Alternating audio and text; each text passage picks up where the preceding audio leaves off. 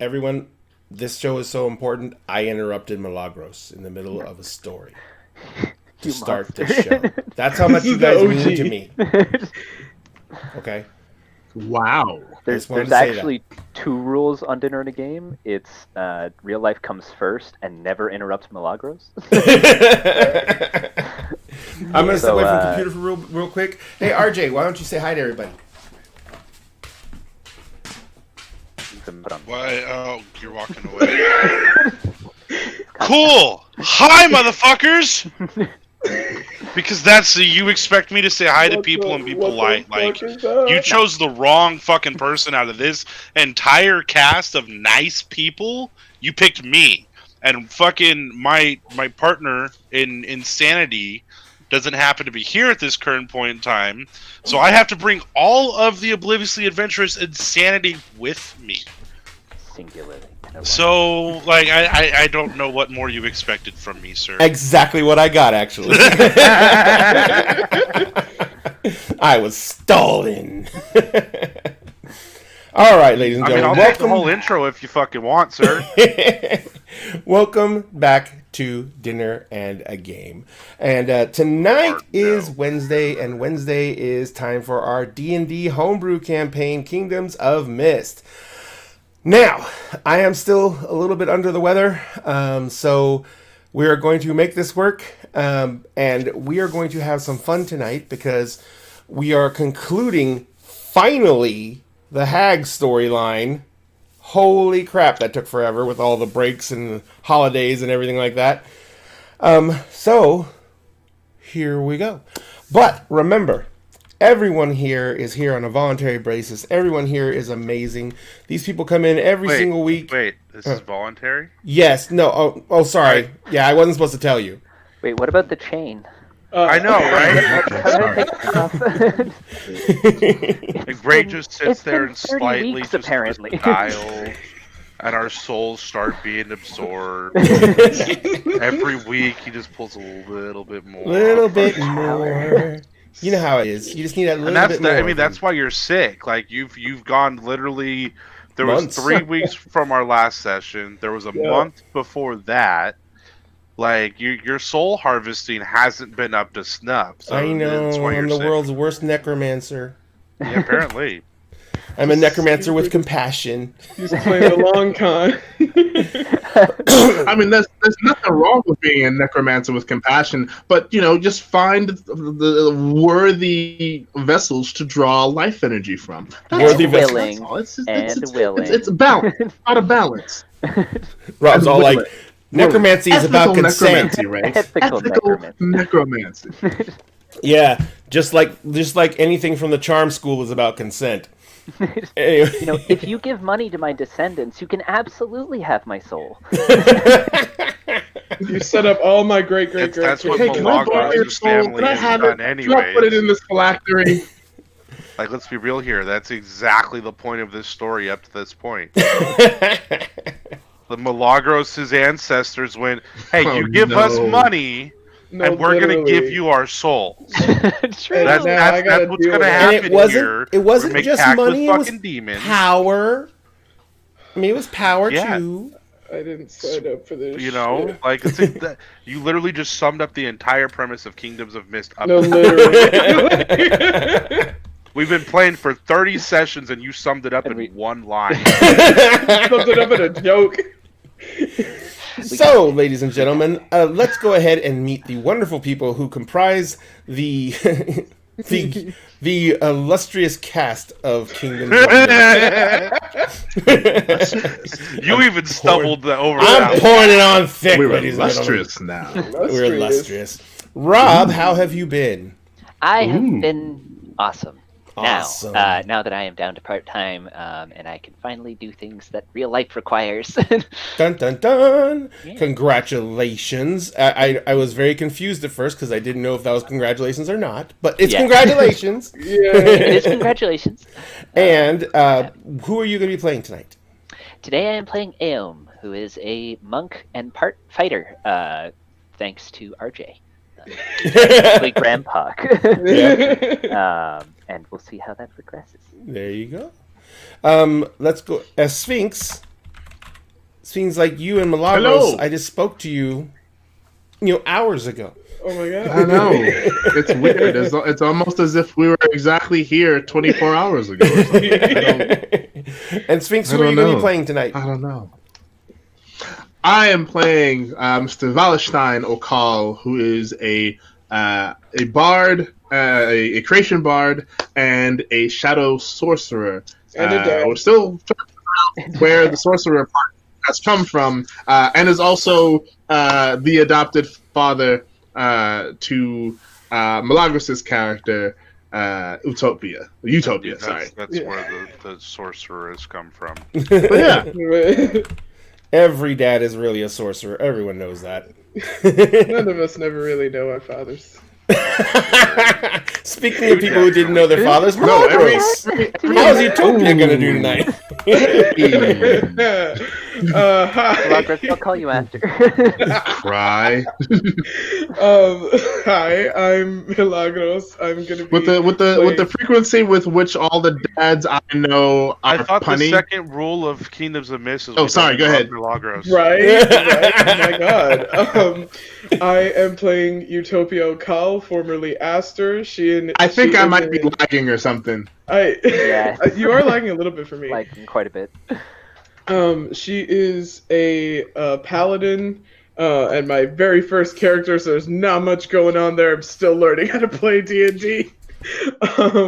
And right now, I think she's still holding the 3 babies while Yeah. y'all deal with the mimic Yeah. situation. Dang. Just Well, trying to not while have a bunch baby of get level- eaten today. Level, 8s get their ass beat down by a mimic?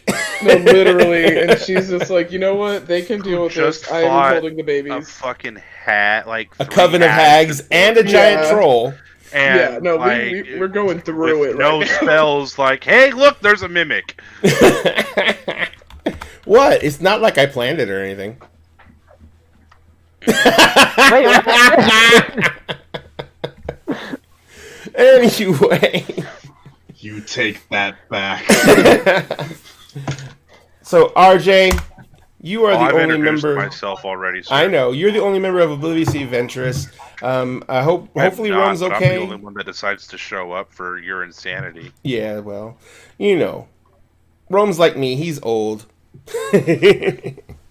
No, he just probably wasn't feeling up to dealing with. Oh, absolutely shenanigans. not. Yeah. Yeah. Life just hits sometimes. Hey, Yeah, dinner like and a game. fucking We have freight train. dinner and game. We have one rule, and that is real life comes first.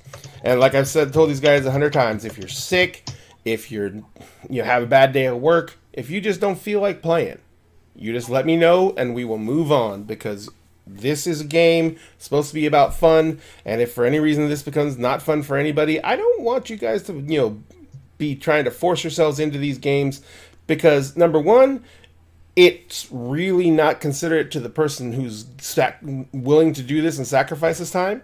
And number two, it is also about the simple fact that if you show up and you don't want to be here, people are going to notice. So, That's fair. I hope it's fair. So, ladies and gentlemen, tonight we have a couple of things going on. Number one, we're going to be giving away a mini at the break, but I had an issue. I forgot. Oh, actually, I had an issue in the fact that my real world got insanely busy, and I had to stay literally at work till 6 p.m. tonight, which isn't a big deal because I was literally still sitting in this chair just facing the other way. And, but I was at work till 6 o'clock tonight, so I haven't picked a mini for the night. So what I'm going to do is, when we go to the break to pick the mini, I'm going to flash up a list of all the monsters from this set, except for the dragons, because the dragons were already given away. I'm going to put up a list of all the monsters in this set, a picture of it on there, and we're going to pick what monster we're going to give away. And then we're going to do the drawing. So, because I didn't manage to find one. So, we will go ahead and get that ready to go. And remember, as the chat just popped up in chat, if you guys want to interact in chat, you definitely can. And we have a way for you guys in chat to actually affect the game. Now, there are Dagger dollars, and you just get those for watching the show. And you guys can use those at any time to affect rolls, give them bonuses, and if you're rooting for a certain NPC, you can use them on them too. If RJ has said motherfucker way too many times in one night, and you want to punish him, Not a thing. you can give his opponent bless, and you can use your dagger dollars to do that. But if you're new to the show and you still want to make an outcome, make an impact on the show, we also have the ability to use bits now to affect that. All you have to do is on each one of the items, like try again, which is a reroll. It's 5,000 dagger dollars to use that as a actual action from the chat, or you can pay 500 bits and have the same thing happen. So if you guys want to use that for the new folks, you can.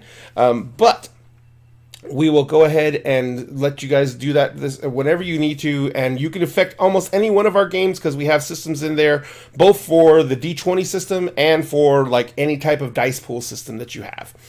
So we're going to go ahead and let you guys have some fun with that. Just remember, also, if you follow Dinner and a Game on any of our socials, we have contests going on just about every single social we have right now, except for Twitter, which I really need to start focus. I underutilize Twitter way too much.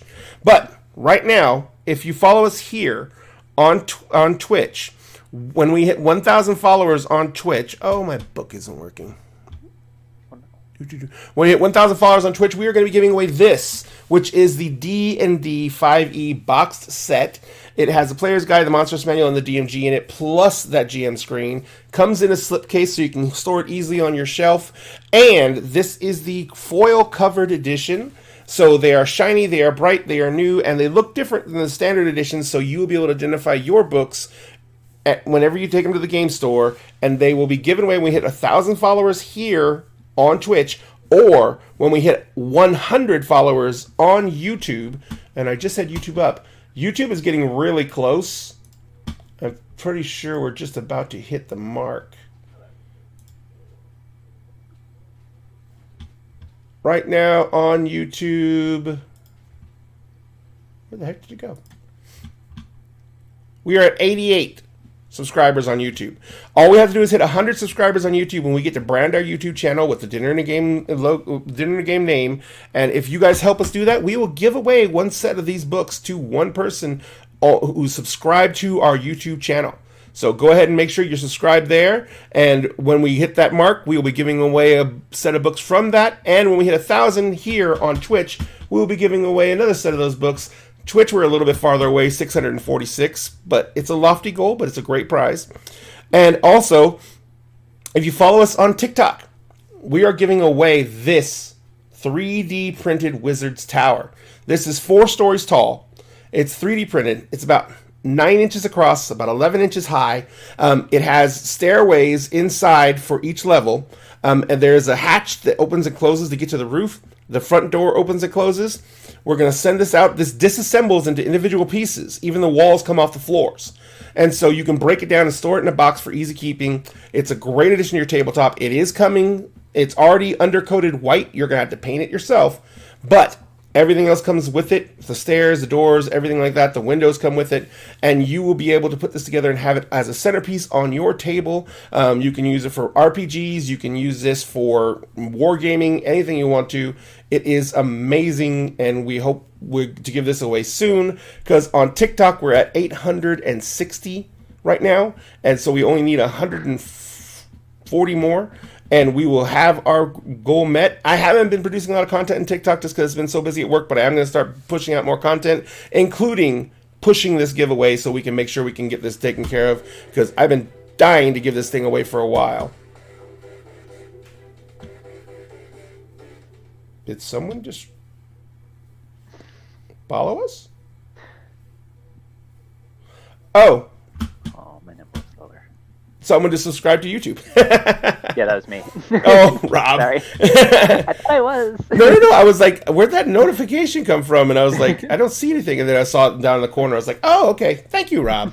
No worries. All right. So, yes, evil kitties love to sleep on top of that wizard's tower. But anyway, so all that being said, let's go ahead and get down to the nitty and the gritty. When we left off, our adventurers had just literally fought off a coven of hags. A coven of hags, for those of you who are not as familiar with the D and the Ds, a coven of hags is a group of fey creatures called hags. They all kinds of different powers, all kinds of different abilities, but 3 of them can come together and form what's called a coven. And that's where they get even more powerful individually, and they get shared spells and the ability to use all kinds of other abilities that a hag coven gets individually, including special magic items. Now, they managed to defeat 2 of the hags out of the coven. The 3rd one escaped. So where we left off, you guys were standing around inside the cave lair of the hags. And when you went in and explored the cave lair of the hags, you basically discovered that there was 3 chests in the lair. One of them was a large wooden chest. One of them was a metal-bound chest. And the last one was the one in the middle was a brass-looking chest that was kind of decrepit. I think it was the brass one that you guys tried to unlock and turned out to be a mimic. Yeah, it was whatever one was in the middle. Yeah, the middle, the brass one, yeah. And so I think it was Rob who went up and tried to open it, or Aom. Who was it? No, it was Sphinx Sugash. knocked on it, nothing happened. That's right. Yeah. Sugash was standing there waiting for them to just open the chest, so he walked up and tried to open the chest. Oh, Sugash did it. Okay. Because And then I nobody tried to said help not him. to touch it, so he fucking opened it. Am, come get your mans. I did. So they got into a huge fight. did. Got into a huge fight with what turned out to be one of the most notorious monsters in the DMG, which is called a mimic. A mimic is a living creature that can mimic anything non-living, rocks, doors, trees. One of its favorites is a treasure chest or a pile of treasure. And if you touch a mimic, you basically get stuck to it. And then it begins to dissolve you. And so Sugash was instantly adhered to the mimic. Aom jumped in to help. Didn't you headbutt the mimic? I did. So chaos ensued. They were out of spells from the fight. They were almost out of spells from the fight for the hag. A lot of them were down on hit points from the fight with the hag, and they're all way higher level than this mimic, but it was messing people up, and it was hilarious, and it was great. I remember that Val was just sitting in the corner going, "Why did you touch it?" Yep, facts. All facts. Very true and full of proof. And they discovered that in the hag's lair, there were 3 infants that the hags had. And we're just not going to address the babies? Yeah, Right. well, I was going to say... The whole entire babies? And the gruesome thing about hags is the way hags reproduce is they consume a child. And after they consume the child, the hag becomes pregnant and gives birth to a hag of the same type she is. Huh. That's fun. Yeah. So it was a very dark situation. But they saved the babies. In fact, Utopia is covered in babies. Covered in babies. That's one way to say that. Because everyone kept on slamming the babies into Utopia's arms, and she was like, "Ah!" So, you guys, the fight's over. The Mimic has fallen. You still have 2 chests to kind of go through, and you have 3 babies to contend with. Detect magic. I'm looking at both of the other chests. No trust. So, the other 2 chests... Absolutely not. The other 2 chests, there is nothing magical on the outside of the wooden chest. Mm-hmm. There is magic inside the chest. There is, and it's a whatchamacallit? Evocation inside the chest. And there is, and on the metal bound chest, the steel chest, you can't even. There's nothing on the outside, and you can't detect anything from the inside at all, which probably means that chest is lined with lead. Fun.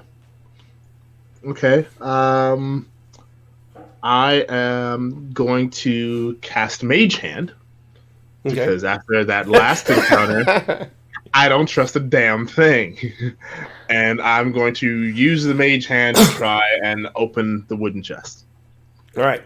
You try and open the wooden chest, and it won't open. I cast knock using the mage hand. You cast not using the mage hand. All right. So the wooden, you see that the lock pops open, the latch flips up, and the chest flips open. Inside the chest, there are 6 bags, of varying sizes. On the right-hand side of the chest, there's 2 very large sacks. They take up, in fact, they take up most of the chest. And then in the rest of the chest, there is 2 more medium-sized sacks on the left-hand side, and then stacked on top of those are 2 smaller sacks. I'm going to use the mage hand to poke at the larger sacks. They're all tied with leather thongs. Mm-hmm. But I'm just like poking along the outside to see if I can get a general feeling for what it is. So in the larger chests, can you feel through your mage hand? I don't remember. That is a really good question. I know you can grasp things and you can move things, but I don't know if you can actually technically.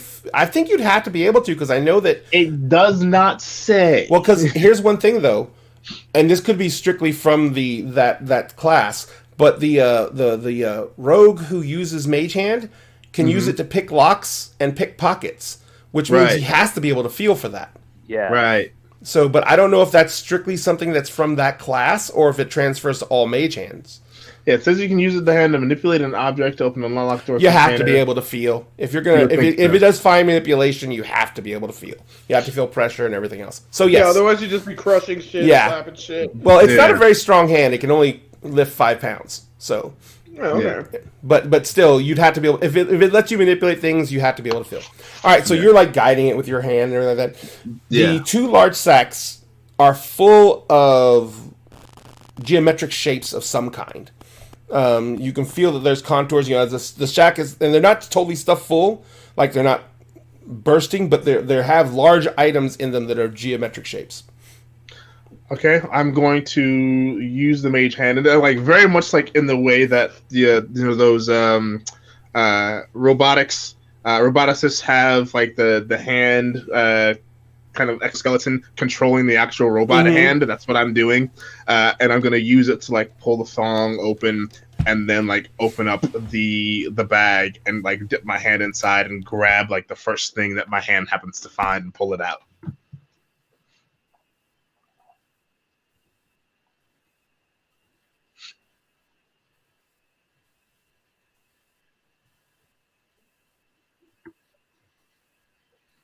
Oh.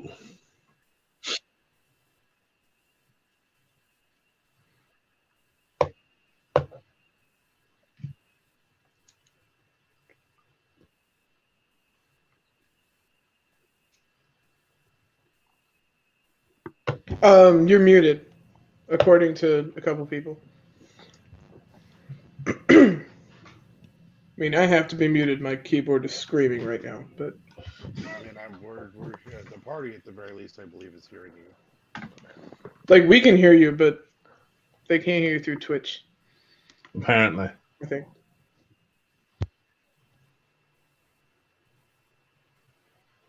Hope that has. When I coughed earlier, I hit the mute button on the mic so people wouldn't hear it, and I didn't hit it hard enough because the Yeti mic mute button is serious. Sorry. Yeah, sorry. I'm trying not to cough on the air. I apologize. But anyway, as you reach into the bag and you start wiggling around, you feel that the thing you're grabbing is, like I said, on the edge of the weight limit for this hand. When you pull it out, there's an incredibly innately carved ivory statue. The statue is of a child who is standing there, and it looks like they're holding a shepherd's crook in their hands, and there's 2 sheep laying down in front of them, and it's like a little, it looks like it's a little diorama of a hillside. But this is incredibly well carved, detailed artwork. You probably estimate this thing's worth at least 150, 200 gold. I'll just kind of hold it with the mage hand. Guys, I think I found something. And not sure what to do with it. Is Can I there a touch it? chance that's a real kid? Did they shrink a kid? And I've still And got she- my detect magic up. Do I see anything from that no, statue? that statue is. Oh yeah, your tech magic's still up. No, but there is magic coming from the small bag. The evocation magic is on the small bag on top of the medium bags at the back. Oh boy. So this is I turn to Utopia. This seems fine. It's not my eyes are black because I'm using the spell. This is fine. It's not magical at all. No Okay. magic has been placed on this. This seems to be the real deal. There is Okay. magic coming from that small bag though, and I'm not sure. And I'm gonna put the ivory statue back in the bag, and I'm going to like gently poke that small bag where the evocation magic is coming from, and to see if anything happens. Just a little poke, just a tiny little poke. Nothing happens. You actually you poke it hard enough to actually like move the bag, shift it, and everything like that, and nothing happens. There's no explosions go off or anything like that. Okay, I'm gonna go ahead and open the bag and reach inside of it with the mage hand. With the mage hand. So you reach inside the bag and you pull out what looks to be a fairly ornate necklace.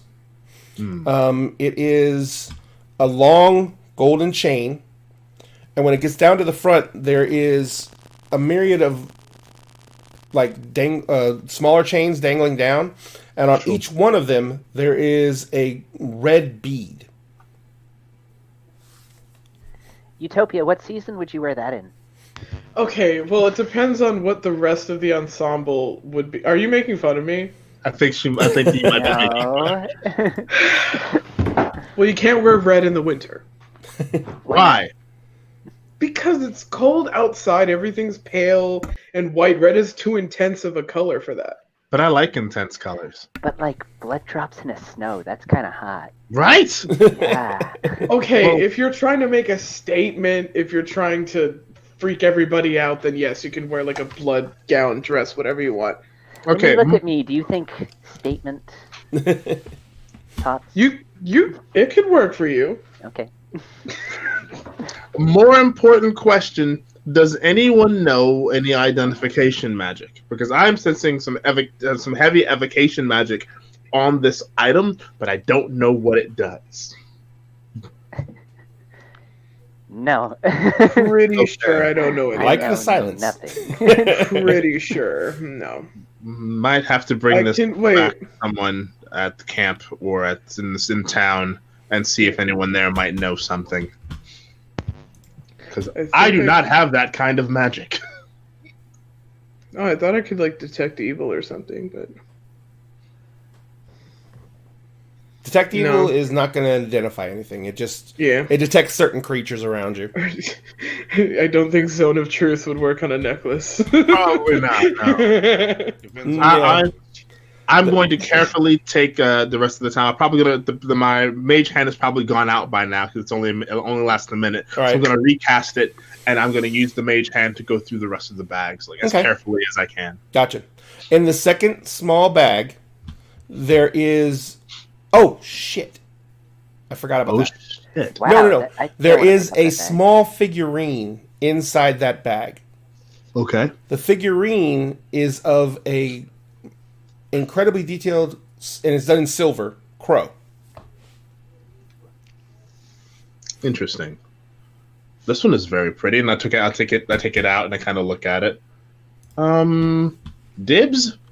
Is that a thing? Dibs? Okay, then I get the necklace. I don't know what it does, so once we find out what it does, you're welcome to Don't it. touch anything with your Just hand. don't put it on until we figure out what it does. But wouldn't that be a really expedient way to figure out what it does? No, we're it's not also doing a that right very now. dangerous way We're to not figure doing out that what right it does. now. Not with the babies here. What if it We've got babies. hurts the babies? Yeah, what if it hurts the babies? What if it hurts the babies? Don't want to hurt the babies. Don't want to No. hurt the baby. Fair.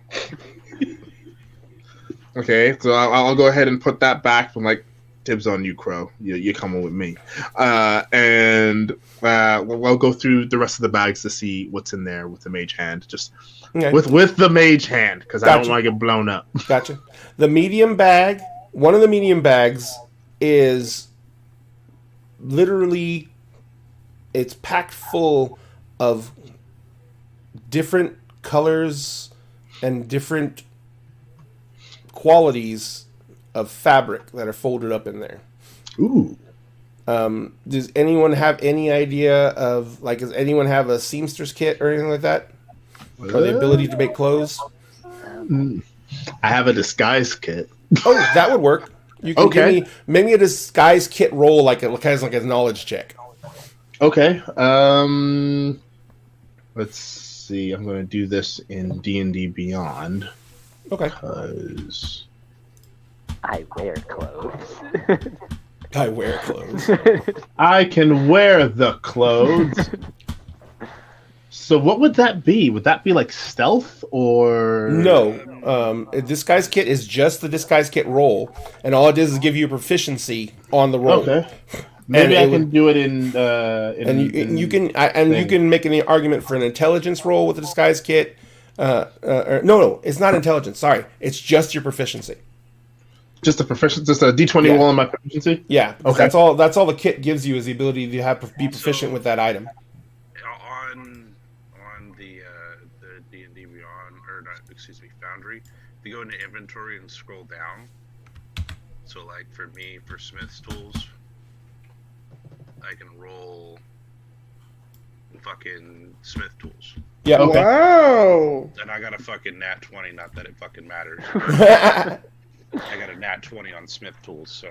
Nice. Bam. If you scroll down in inventory to tools, and then just click on the D20 next to it, and then it will roll it. Also, as that's happening, I'm going to go up to Grandpa. Should we grab anything from the hags? Oh, yeah. Eyeballs? There's Eyeballs. I have a head.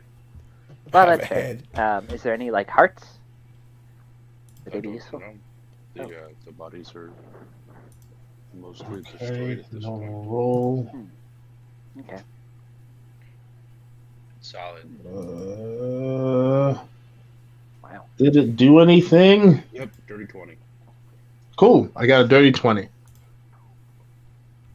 It's frozen on mine. I had to roll Foundry on another computer because it's taking up too many resources on my. No, I got you. I understand. All right, so excuse me. I'm sorry. You have definitely made the check. This is a large number and varying quality, but at the very minimum, it's fine quality. These are all different different types of silk, dyed in resplendent colors. And there's different sizes. Like some of it is like multiple yards of it wound up in one small bolt, and the other ones are like, there's a bunch of silk scarves and handkerchiefs and everything like that. It's a very light bag, but the entire bag with all this, because it's one of those medium bags, so it's like this tall. Yeah. And it's stuffed full of this stuff. So if you pulled everything out of here, even if you were just like going to a market and selling this to someone, this entire bag would be worth like 700 gold. That's a lot of. Okay, all right. Adding that to the bag of holding. And I'm already doing that because I know you're thinking of because I was thinking of you be looking at this. How I'm not a vendor. I'm not going to sit around and try and haggle with this. I'm going to wholesale it out. So yeah, it's worth way more than that. But but you could easily get 700 gold for it without haggling. Nice. Okay, what else is in here? What else is in The here? other medium bag is almost impossible to move with your mage hand. You literally, all thing you can do with it is pull the drawstring. I'll pull the drawstring. This bag is full of coin. Okie dokie. So I'm going to physically walk up to the chest. I'm not gonna dispel the mage hand. I'm gonna have the mage hand like thing from the Addams Family. You're gonna creepy it up on your shoulder. It's hanging out on my shoulder, and I'm going to try and pick up the chest to see how much it weighs. When you pick the bag up, it is heavy to lift. Mm-hmm. It probably weighs close to 80 pounds. Okay. Well, what about? So I'll put that down, and I'll try and pick up. I'll put it back in the chest, and I'm going to try and lift up the chest all together. Probably close to 150 pounds. Cool. I put it in the bag of holding. It doesn't fit. Bag of holding opening is only 2 feet wide. Now you can take the individual bags out of the chest and put them in the bag of holding, but the chest itself is just a little bit too big to fit inside. Then I will do that. Okay. And once I've got all the bags in the bag of holding, I'm going to move on to the next chest. And I'm not even going to waste any time. I'm going to just cast knock on it. All right. This chest opens up. You can see the inside of it is completely lined with lead. The inside of it also has numerous inscriptions, magical inscriptions. Oh, fun. And they're kind of like beaten into the lead on the inside of the chest. Okay. And inside this, yes, sir? Can I use my Smith's tool fucking nat 20 roll to identify those runes? Because technically they would be metal worked into it. They're metal worked into it, but they're actually runic magic. So you can identify the fact that, an artisan took time to make sure these were incredibly legible, and they're basically almost like art. But you can give me an Arcana roll. Ooh, I can do that too. That's fucking +0, but sure. I'm going to look at them like I actually know what I'm looking at. Yeah, fucking, it's magic. It glows. It's a pretty glow. Yeah. That's a 24. Nice. So, this box is designed as a complete and utter ward. Anything you put inside this box cannot be detected by magic. The lead helps with that. But it cannot be scryed upon. It cannot be used on any form of locate spell. And it cannot be teleported out of this box. Nothing can phase into this box. And this box may not be removed from this plane of existence. This is some highly sophisticated magic. And there is a bag sitting in the middle of the box. I'm going to use the mage hand to open the bag. Your mage hand floats over the bag, begins pulling the strings, and the bag moves. What do I sense with using my detect magic? Your detect magic only lasts a minute. I'm gonna reignite it. So, yes, sir. Is Detect Magic and Mage Hand both concentration spells? I don't know if detect magic is. I'm gonna look it up. But But if he does, then he would have to drop one to cast the other, of course. Mage hand, according to my thing, says that its duration is only a minute. It doesn't have the lovely C for concentration. No, it does not. So that it's not. So then you're good. It is good. Detect magic does have the C for concentration. But you can maintain both, is what we're saying. It's concentration for up to 10 minutes. Gotcha. Oh, wait, no, the detect magic is still up then. I thought it was Yeah. only 1 minute. All right, so the moment the lid pops open, there is abjuration, there is divination, there is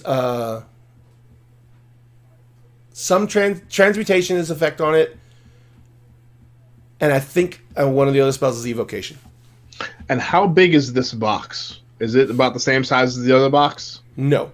Bigger, smaller? It's smaller than the wooden. It's like medium between the wooden box. No, it's the smallest box. I'm sorry. Okay. Can that fit inside my bag of holding? Yes, but you don't know. Wait a minute.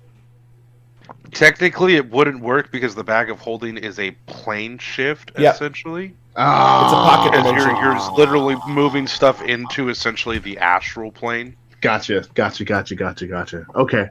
Then I am not going to touch, once I feel something move in the bag, Mhm. I'm going to move the mage hand away from it. I'm going to tighten that drawstring again, and then I'm going to close the thing. We're taking this with us. This needs to be identified by someone knowledgeable. The whole chest? The whole chest. You were wanting to take something that we don't know what it is, that's moving, into the town of people that are gaining our trust. Yes, here's the thing though. This box is warded. Whatever this box is warded against is in this thing. Is I'm guessing is this thing. But so as long as we have the box shut, it is safe. We are safe. Everything is safe, which is why I want to take it to a practitioner who might know what we're dealing with, who might be able to help us, and could help us protect the town against whatever this might be, should it be something that means ill. By taking it into the town. By taking it into the town. Yeah. Cool. All right, big man, you're up. And I pat Grandpa on his back.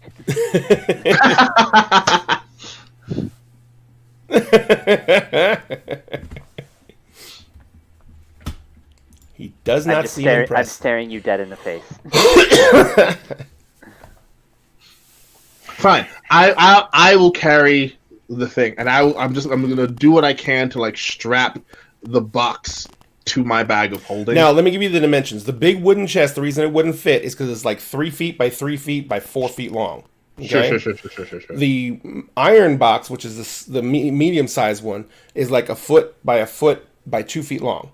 Okay? Sure. This box that you're holding right now is like about 14 inches long, about 10 inches wide, and 10 inches tall. Okay. So I'm gonna do this real quick. So I'm gonna guidance myself, and then 20. I'm looking to see if there's like a cart or something around in this fucking area, or if I remember seeing one outside. Any kind of wheeled contraption or something to make it to where Sphinx doesn't break his back trying to carry a lead fucking chest as well. Lead as lined. Huh? Lead lined. It's a copper chest. That's still metal. Lead is a lot heavier than fucking copper, and it's Yes. still going to be like 100 pounds for a box this big. Sure. It's going to be So, heavy, yeah. Schrodinger's box. We've got I mean, 250 pounds that we're trying to move. I could probably carry it You have the babies. if someone I- takes the babies. I will. You can keep those. I don't screaming wanna- Oh little my god. fucking Oh. I will call you. bloodsuckers. I will gesture for Utopia to come close. You said that you're able to detect good or evil, right? Yes.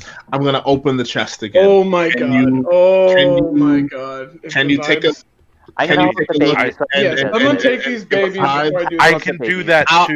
I'll take one of them as well. Oh, okay. Oh, then would you mind? Yeah, Grandpa, yeah, how taking about- a look how at this. about- That's how I chased the fucking hag down. Yeah, That's no, right. exactly. I How forgot about you about do that. that? I still don't. I'm taking the babies to the other side of the room still. I don't. Can you give me a vibe check? Can you give me a vibe?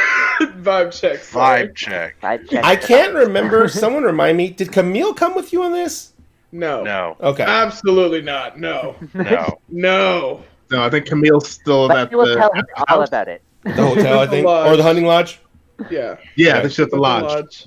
I am. No. And what were you saying, Am? Oh, I'll tell her all about it. Oh, Utopia was so good with the children. Absolutely. Utopia's like that one kid That matters. draped over her shoulder, Saying, like to where it's just hanging there because it's a baby and can't really move that much, and she's holding the other two by 1 foot each. Oh my god. No, I see her like with all three of them on her shield, and she's carrying her shield Like like a a fucking platter. dinner platter with 3 babies on it. Like just that's like rocking them, the like that makes easiest them way to happy, fucking do right? it. Like.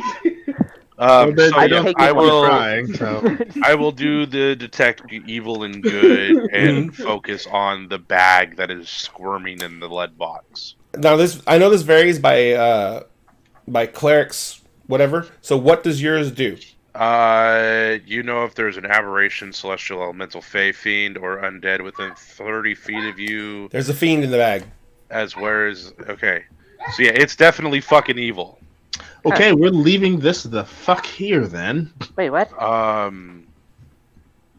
But yeah, I just know that it's a fiend. Of what sort or variety, I could not tell you without looking at it. And I don't think that I'm willing to open this thing right now. So unless we have a way to kill it while it is in the bag and in the chest, I would suggest that we leave it here, unless we have a way to kill it, because it's a fiend. Unless it's a cute, like, familiar type fiend, at which point that could be fun.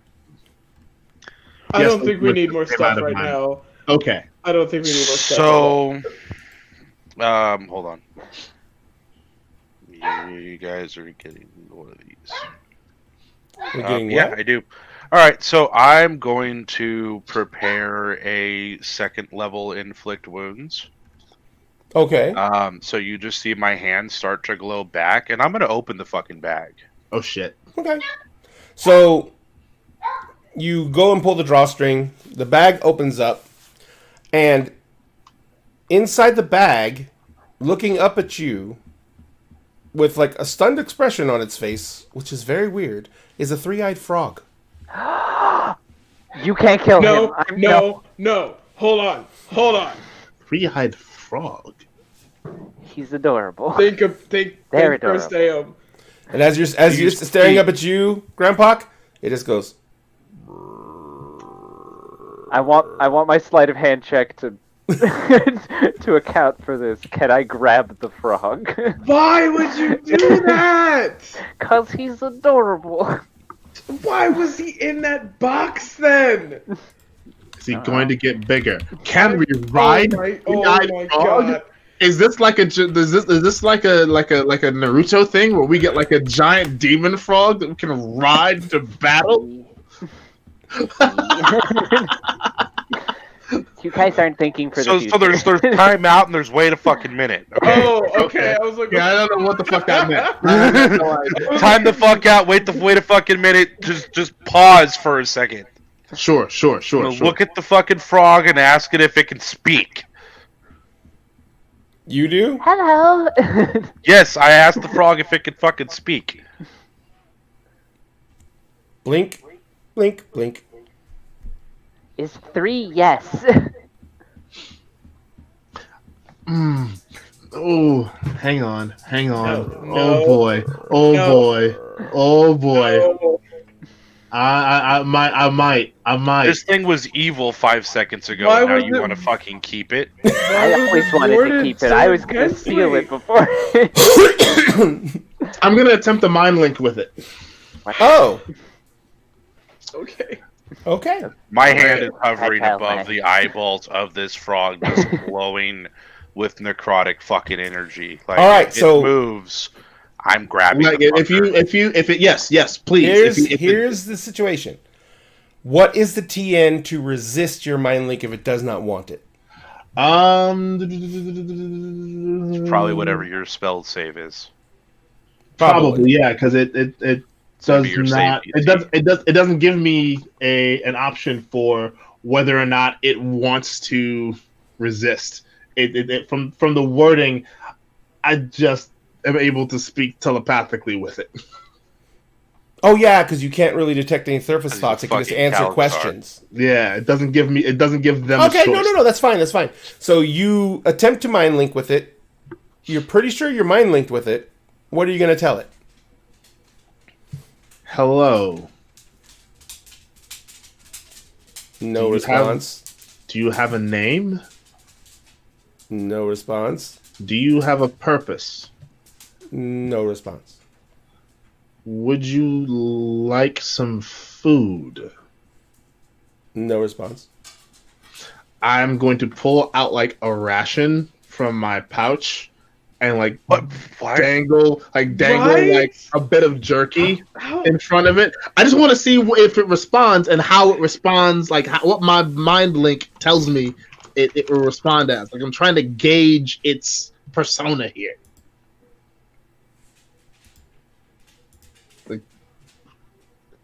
So you hold out the jerky. You're holding it in your hand. Mm-hmm. And you're dangling it above the frog kind of a little bit. The frog just jumps out of the bag, and as it opens its mouth, it's flying through the air, and as it opens its mouth, because his mouth was pressed closed like a Pac-Man frog, like that, right? Yep. But when it opens its mouth, instead of opening its mouth and you seeing just the cavernous red space, there are insanely long teeth, which should technically be pointing through the lips, because they're so long. They kind of like almost unfurl from the back of the throat, and the mouth opens up, and it leaps up, and it bites onto the ration.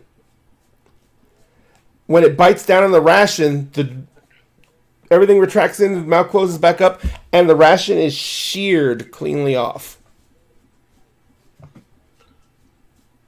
Do I get any kind of like emotion or anything from the frog at all?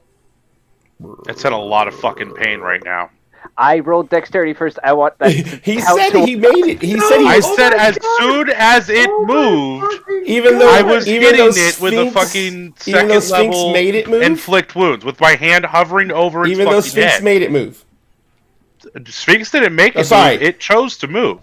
Val gave it food. That dangled I what it would do. If you want to do it, do it.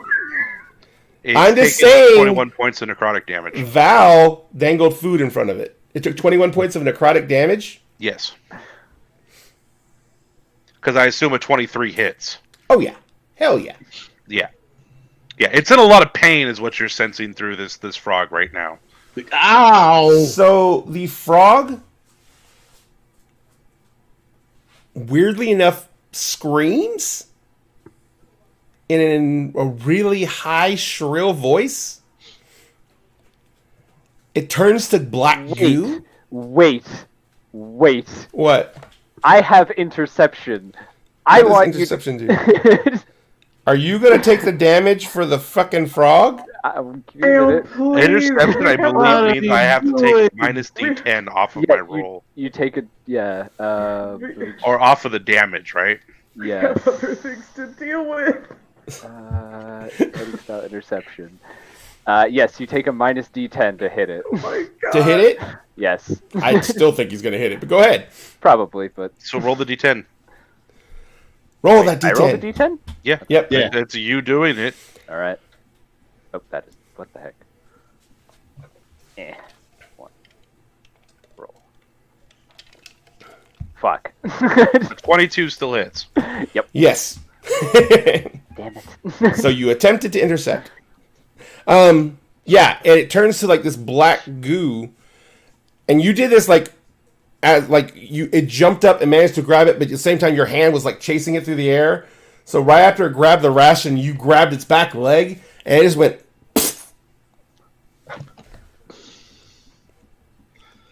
Effective. Yes. And then Right.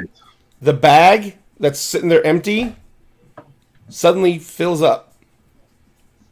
I close the coffin. The coffin. Because the bag's still in the fucking box. Mm-hmm. So I close the box. Box is closed.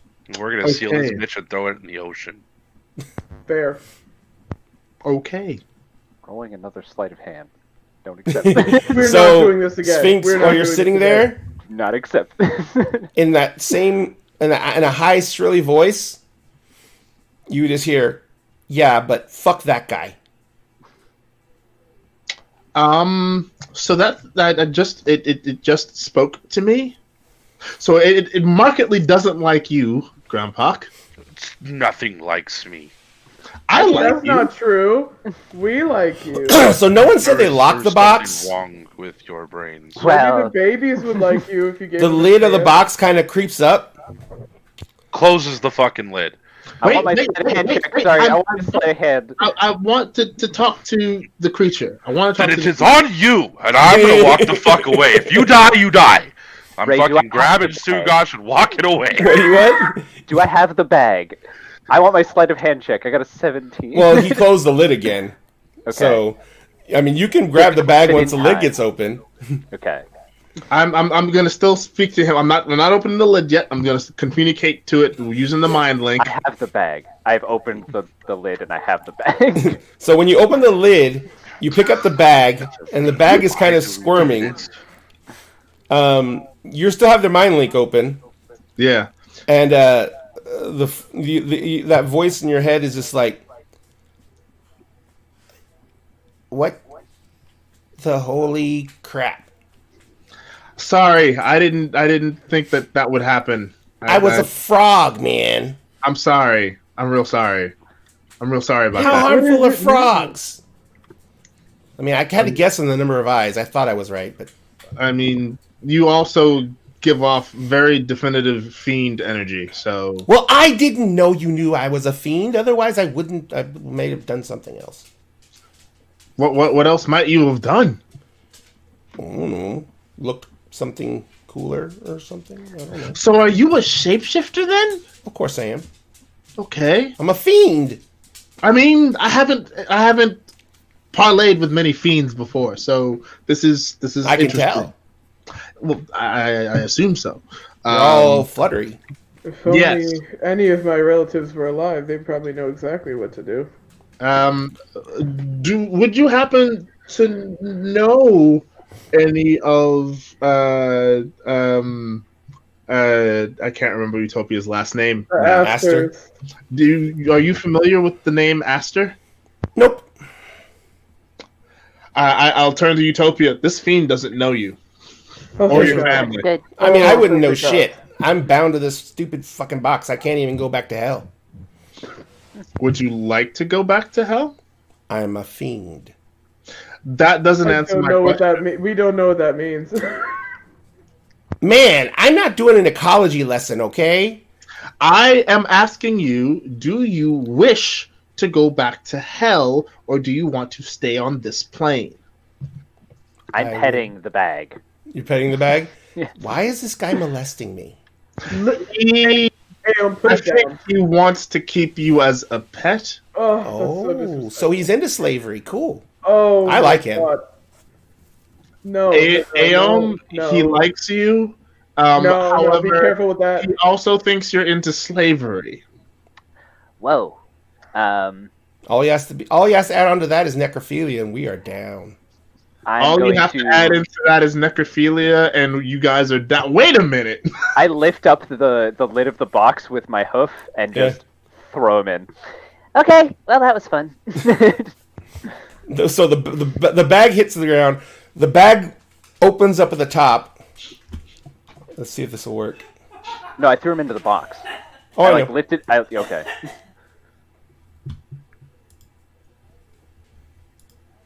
And you wanted to pet it. Well, he seemed cute at the time. Well, he was a three-eyed frog at the time. Who knows what he is now?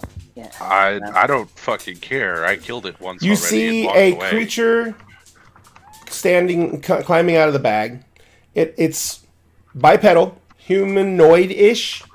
It's got long black horns like an ibis, Mm-hmm. pointy elfin ears, Like me. multifaceted insect-like black eyes. Mm-hmm. It's got a mouth full of those long pointy teeth. It has a very long green tail. It's kind of hunchback with very long back legs. It has 3 fingers on each hand and 3 fingers on each feet with the dew claw on the back. You're It's kind of aren't you? no. Oh, But I am going to Sorry. have to give a fucking ecology lesson. I'm a quasit.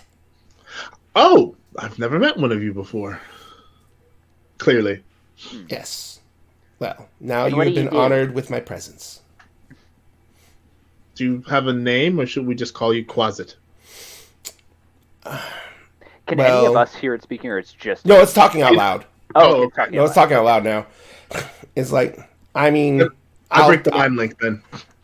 I'll give you. Call me Mike. Really? Wow, that is not imaginative. It doesn't want to Liking give him us less. its true name. Oh. Well, you could have chosen anything. Well, what am I supposed to be creative? You dropped me. Why not, like, Froggy? Okay, fine. I'm Froggy. Awesome. But he no. Okay. He's like, I could So- also be Batty, and he goes, "Pfft," and he turns into like him, but with bat wings, I just and he really kind of like like the flaps his dichotomy wings and between- hovers up a little bit. I really like the dichotomy between, his name and who he is. It's fun. How long have you been stuck in that box? I don't know. How long do you guys live? It depends on each of us. Depend on the species. Yeah. Oh, well, I know that they've killed a lot of you. Which one of us? I don't know, things that look like you. Oh. Well, we just call you Coin. Like money. Yeah. Okay. Well, you have a soul. That makes sense, I Oh my suppose. god, each one of us has intrinsic value. Yes. That's nice. Yeah. That's kind of affirming. Yeah. Well, so what happens when you go to hell is we take your soul and we smash it and crush it and imply all your pain and the wrongdoings that you've done wrong to destroy your soul down into this tiny little thing that's called a soul coin. And then we use those to pay for things. Interesting. That is terrible. Is that what the bag of coins was? There's a bag of soul coins here. I'm rich. Where is it? No, it's not. It's not. It's not soul coins. They're regular coins. They're regular coins. Okay. They're regular coins. Fine. So, whose is the box? Don't know. We found it here. There were three I hags guess it before. belonged to the three No, hags. I know about the bitches. They're the ones who made the box. You're one Oh. to talk. What? Bitches. Wow. So rude. They trapped me in a box! You're a fiend. And I don't have any You intrinsic wanted to value. adopt him 5 minutes ago, so He you was don't get into slavery. I didn't know. I'm a fiend. They are naturally evil. It is kind of their thing. It's in the name. Well, I It's mean, in the name. I'm sure there's some of them that like don't enjoy the job or whatever, but So you enjoy the job. oh gosh, yes. So he is terrible. See, it wasn't. I'm not terrible. They're just evil. I'm not even evil. I have never killed anyone.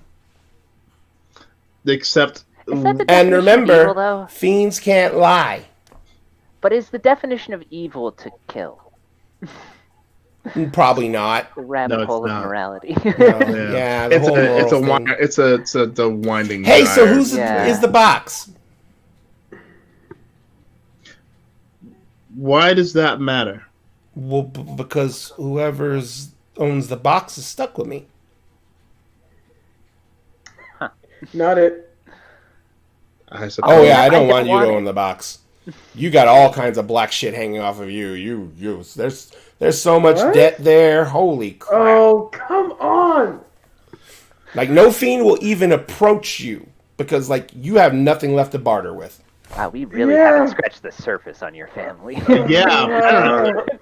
I'm sorry. I'm sorry, daughter. Just Oh, that's your everything dad? suppressed there. Oh my god. Adopted. Oh wait, no, I see the lines now. Yeah, you're bleeding off on him. He's gonna share your fate. What? Well, yeah, he Hold up. cares about you. Don't you know that's how they get you? You get put in jeopardy. All this bad shit starts happening to you. People care about you. They get involved with your bad shit. All your black karma and shit extends out to them like arms of an octopus. And then it starts tainting them. And they get all corrupted-y. And then suddenly, they're giving away things to help you out. And all of a sudden, they're in debt. I'm hugging Milagros. Utopia. Is that Hold on. what this is? And I make my eyes go back. Oh, shit! No! That's something completely different. That's really bad. Holy crap! And I will like make my eyes go normal again. What do you mean it's really bad? What is it? Do you know what? Clearly you know what this is. What is it? Okay. Who's got the box? Because no one can really command me unless you have on the box. Fine, I take the box. No. Ow. Okay, so this is what you need to do. You need to find one of the babies and sacrifice it to me. Why? So you can bond with the box. No, we're not way. killing the babies. Fine, spend an hour concentrating on the box. Realm. Damn it. Is there any way we can tell like more about the box besides bringing him with us? If you take the box, you take me. Well, no, I'm saying just shove you in the box. He kind of looks around you, is like, those two guys are really grumpy. That's true. Is this the first time that anybody's actually looking over at me? Yeah. I've been staring at you. Yeah, I've flexing this whole noticed time. all the rolls. Yeah. I've noticed all the rolls, but I can't. I have too much stuff on my screen. Oh, What are you doing? Strength ability checks. Oh yeah, All of no, I've slowly been like putting boulders in front of the fucking opening for the cave. Oh, you're outside the cave putting boulders in front of it? yeah, like you guys are choosing to make a fucking pact with a So demon right now. Like you're sitting there I putting tried to boulders? kill it, you guys are like, no, let's be its friend. Then y'all can have the fucking demon. Like, so yeah, I dropped. So there's the a fucking bunch rock of on my noise coming foot. from the entrance. I'm not very happy about the fact that I dropped one on my fucking foot. But As yeah, you're putting I'm boulders slowly up- putting rocks in front of the opening. Like to you this get you fucking cave. move the biggest rock you could find in front of the boulder in front of the entrance first, and as you do that, a rock flies up and lands on top of it, like a really small rock. And then another one, Why are the rocks stacking themselves? and then another one. Do you look down from where the rocks are coming from? Sure. The closet's out there just throwing rocks up on top of it. I kick it. It disappears. Cool. They can stay the fuck away from me. And I'm gonna keep stacking rocks.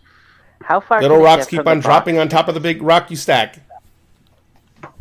Sphinx, do you know how far I can get from the box? And he says, "Fuck those guys, I don't making know. deals with freaking Fucking consortium Devils. of demons. Everything that The we've fuck been is the dealing problem with with them? has been fucking demons. demons." No, I'm not a demon. I'm not a demon. I'm not a demon. I'm a fiend. Everything. If we're gonna get this right, I'm a fiend. You are a fiend. I'm a fiend.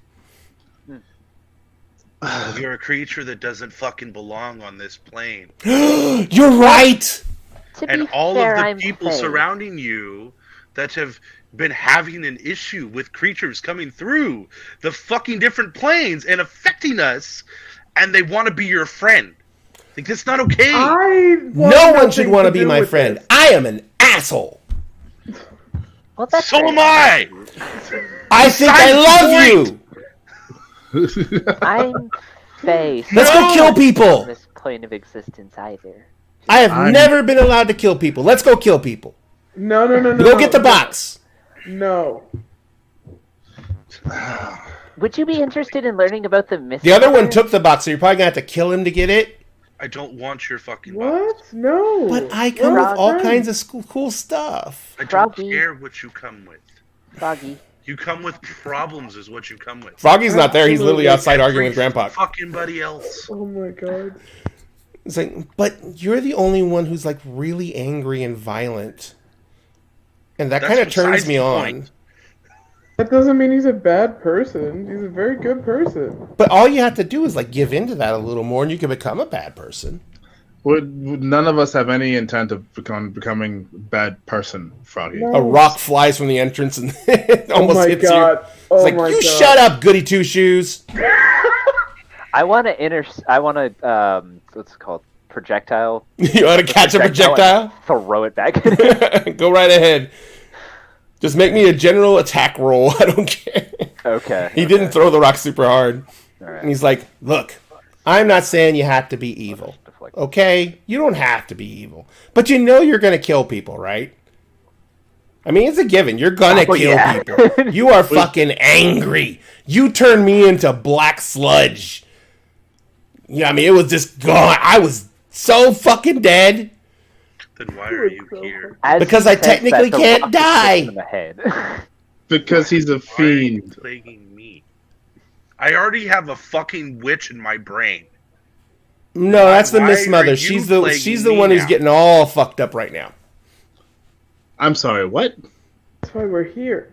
Please elucidate what on do the you mean on what? the on the whole Miss Mother's getting all fucked up right now. Please elaborate on that statement. The Miss Mother Yep. is like the thing that. We know who she is. Yeah. So she's getting all fucked up right now. Define fucked up. Well, right now, if the plan is going right, she's at least in two pieces. What's the plan? Yes, Night Mother. Divide and conquer. Wow. Yeah, that's kind of funny. Divide her up into pieces and conquer everything. So is that why there's now a Mist Mother and a Night Mother? Huh? Sorry, what? Is that why there's a Mist Mother and a Night Mother? Yeah! And there'll be more. How do we stop that from happening? Oh, therapy? I need a round of fucking therapy at this point. I mean, A little couch appears on top of the rock. Oh my The god. closet jumps I'm on gonna top of the take couch. the rock that's in my hand and Yeah. smash the couch. The closet Also, didn't at even this- get to jump on the couch. When do I throw the rock at his head? Immediately. Okay, because that's a perfect 20.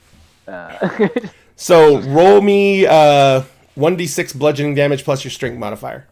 okay, Dex for him. Oh yeah, Dex. plus my dex modifier. Cool. Fucking monks. and then I'll turn to Why did that roll? Utopia. That's essentially what the other quarry told me, that for all intents and purposes, the Mist Mother is gonna need therapy. How do you give a celestial being therapy? We will figure that out when the time comes. Yeah. Alright, I don't think anyone should claim the box or Froggy. I think we would leave out of here with The more closet. information. The than closet what we had. reappears in front of you guys. It's like, okay, so someone has to claim the box. Why? Why? What happens if we just leave it? Come here. But Who are you commuting hang on, to? the angry guy needs me. Okay, so I'm gonna take the frog and stuff him back into the bag, tie the bag up, throw him back into the box, and I'm sealing the box. You gonna lock it? Yeah. Okay. So is that No done? more froggy? Yeah. You can't hear him. Glorious. I'm gonna find the heaviest fucking chains that I can and seal this fucking box. There are not really any chains around, but you can find some rope. Cool, that works. We're gonna fucking throw this bitch in the ocean. I am going to. Do I have rope? I think I have rope. I have 50 feet of it. Like, All right, yeah, that works. That works. Yeah. I'm sorry, guys. shit. I just thought he'd be cool, you know. That was an experience. Yeah. That was an experience. I am going to try to mind link again with him while the box is sealed. Can I reach him? No, Nope. I'm just trying to see if good. Nope. That's all I wanted confirmation on. I'm gonna pick up one of the babies and go, well, it's not as cute as he was, but it'll do. Oh, what? They're adorable. What are you talking about? A closet. A fiend is cuter than a baby? Is that what you're saying? He had 3 eyes and was like a little adorable frog. These things These are are pink and disgusting. babies. Pink and disgusting. Stick by pink and disgusting. They're babies. Well, All of you, well, at least the two of you were pink and disgusting at one point in your life. All right. So, But who says I wasn't? are a you disgusting? taking the box with you then? Oh yes. Okay. I am carrying the fucking box. But I am Okay. going with the Okay. intention of finding a fucking smith, and I'm going to seal the fucking opening with metal, and like we're closing this bitch. Like, it's not being opened again. This is Pandora's fucking box, and we are throwing it in the fucking ocean. How far away is the ocean? I don't care. Pretty far right now, but Yeah. We'll drop it off of a fucking mountain. We're gonna seal this bitch. I'll fucking bury it if I have to. You know how many trees we've ripped up? True. Like, I will find a way to get rid of this fucking thing so nobody has to deal with another fucking demon. All right. So you seal the box. You have a very heavy bag full of coin. You have a decently heavy bag full of, once you look into it, it's full of carving statues in all kinds of rare materials. There's a couple that are gold, but they're smaller. There's multiples that are ivory. There's one, weirdly enough, that looks like it's probably onyx. Nice. And they're all just basically different pieces of art. Cool. Medium bag, medium, large bag. And so, yeah. Okay. Yeah. All of the smaller bags have now gone into the bag of holding. It's maxed on weight right now. Cool. It still weighs 15 pounds. Yes, it does. So nothing else can go in this bag. Nothing else. We put nothing else in the bag. Not even the babies. Please do not put the babies or try to put the babies in the bag of holding. I don't know what's going to happen. Why would anyone do that? I don't know why anyone would do that, but in case someone had the bright idea, I'm shutting it down right now. Hey, just give me the other baby. No, Aem's like holding onto it now, and he's like, okay, just it's not terrible actually. Make sure to support It's not its head. terrible, actually. I'm like support its head. poking it. Support I'm like its head. poking its stomach. Just support its head. Just You gotta I'm support the supporting head. its head. I got its head. Don't wake it up, or else it'll cry and it'll be loud, and then you won't like it so much. Stugash has a silent spell.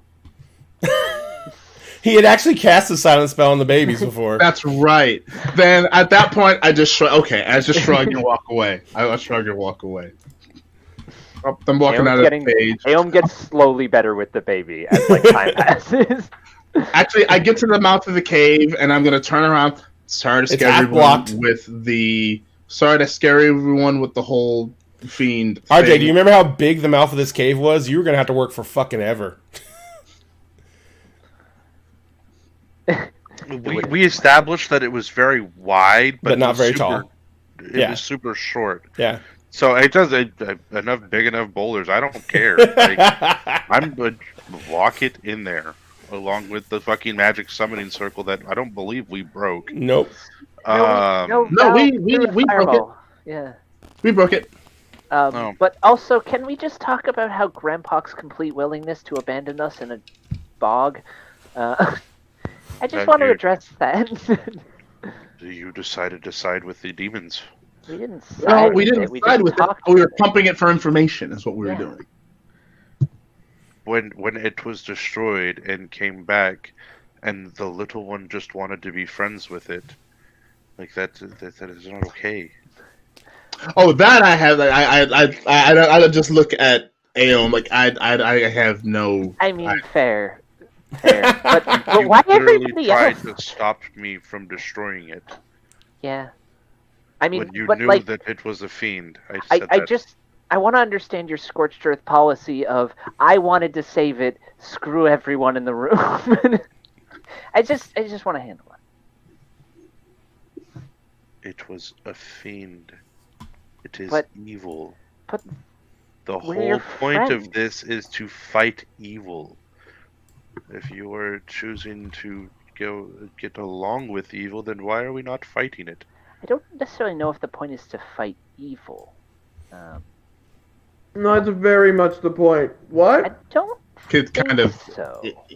Well, we're saving the world from evil.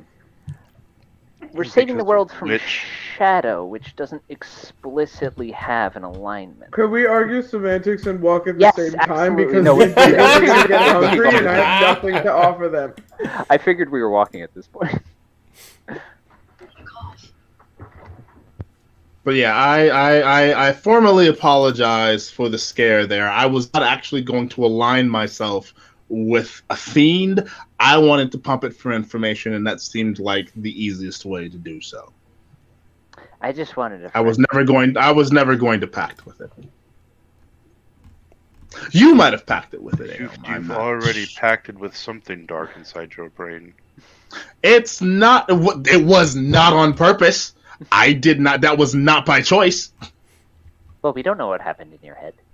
I don't know what happened in my head.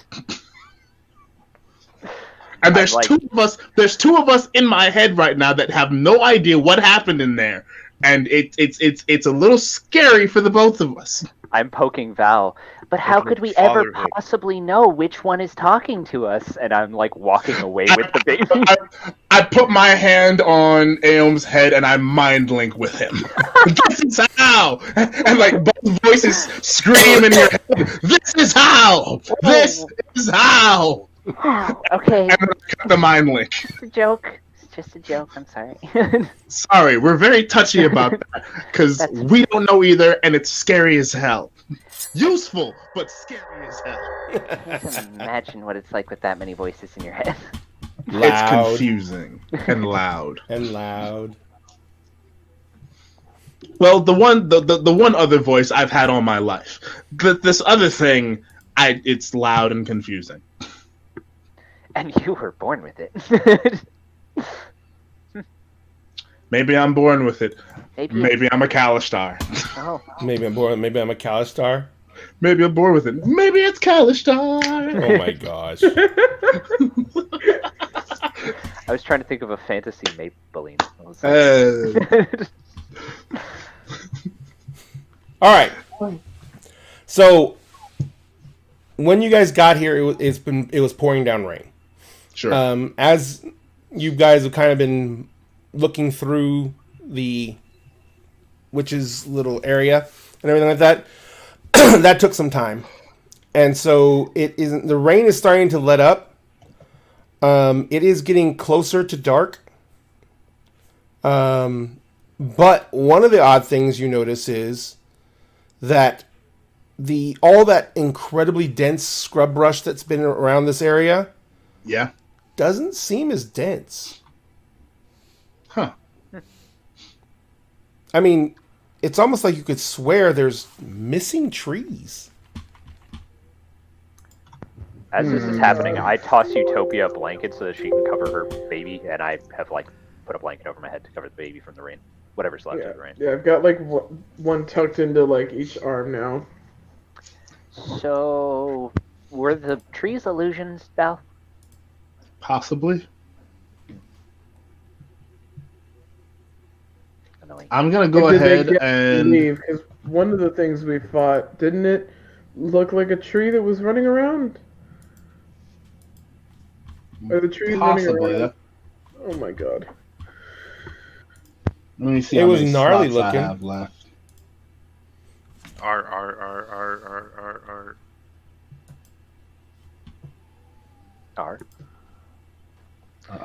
Gnarly as in gnarled trees. Oh. Icon fun.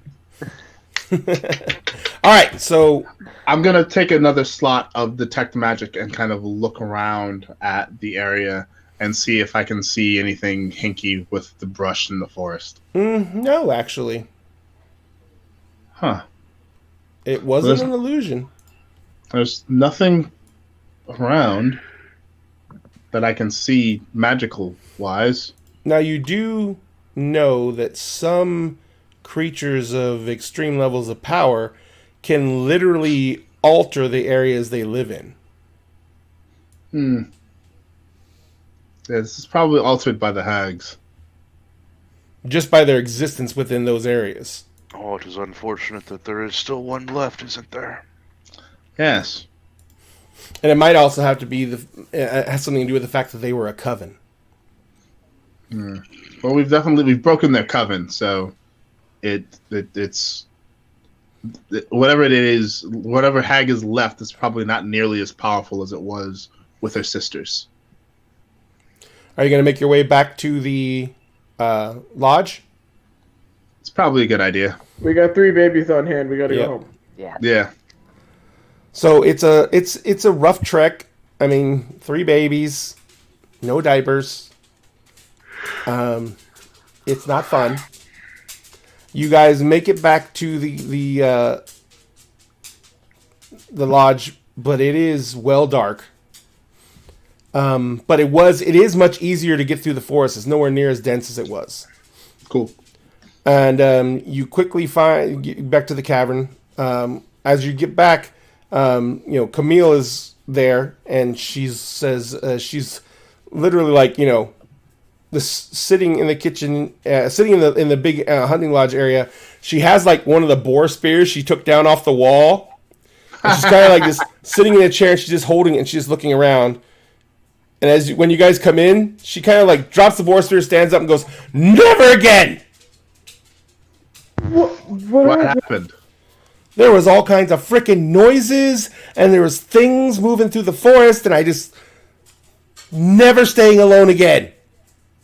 I don't care if something eats me. Oh, I know Utopia can help with that, and I'm like walking away with the baby. Is that a baby? Does he have a baby? Why does he have a baby? Because she has have babies too. Two babies. We found. Why do you have babies? They were in a hag's nest. The hags were gonna eat them, but we saved them. Dead. We saved them. Some of them are dead. 2 of the and now we hags are have dead. Babies. Oh my god. I'm sorry. No. Okay. I'm gonna go boil some water. Is there any food in What are you this gonna do? house? Cook the baby? No, I'm going to. The babies Of course probably there's need to food be in this cleaned. house. So I'm going to get some water. We're gonna purify the water, and we're gonna get the babies cleaned up, get them fed, put them to bed. I'm gonna and go figure find out some what we do sheets and next. make some Do nappies you for not the remember babies. the 2 giant fucking elk that me and Sue But I can't abducted? feed those to babies. Remember, you actually can feed fucking stew to anybody. you actually sent most of the elk back to the How old are the these garrison and children? to the survivors. Yeah, what level of baby are they? Yeah. Babies are They always level require 0. very specific food. They scream and shit on everything. Then they can't have soup. We're at that level. Their stats are all 1 except for charisma, which is a 20. Wow. Because Fuck those cuteness. babies. Because Yep. cuteness. Because cuteness. All right, so I'm assuming you guys are going to stay the night here. Yes. Okay. So, who's still injured from the fight? Fucking everybody. Yo, I'm Everyone is. 6. Yeah, Everybody needs to fucking rest at this point. Yeah, Yeah. I'm busted. So, does anyone have access to the Identify spell in any way, shape, or form? No. No. Maybe Rome. But, he's not here. Yep. So, fine, Rome. Just leave us. It's okay. In our We time. didn't need you anyway. I could probably roll Arcana and like give a best guess. I Hang mean, on a second. technically, if I spend an hour, I can change my spell. I thought you could only do it on a long rest. Well, over a long rest, but yeah, if I spend an hour, I can swap a spell out. Well, Suash doesn't have it memmed, so one of you would have to swap a spell out to get it. But I know it's in your spell list, Yeah, so and it's in It might not- Val's spell list too. But I don't think you could actually change out your spells until you level. Yeah, not as a bard or a sorcerer. Nope. Yeah, and I think it's only bards. I don't think sorcerers can change their spells. Oh no, they can. They can. Yeah. All right, so everyone gets ready to hit the hay.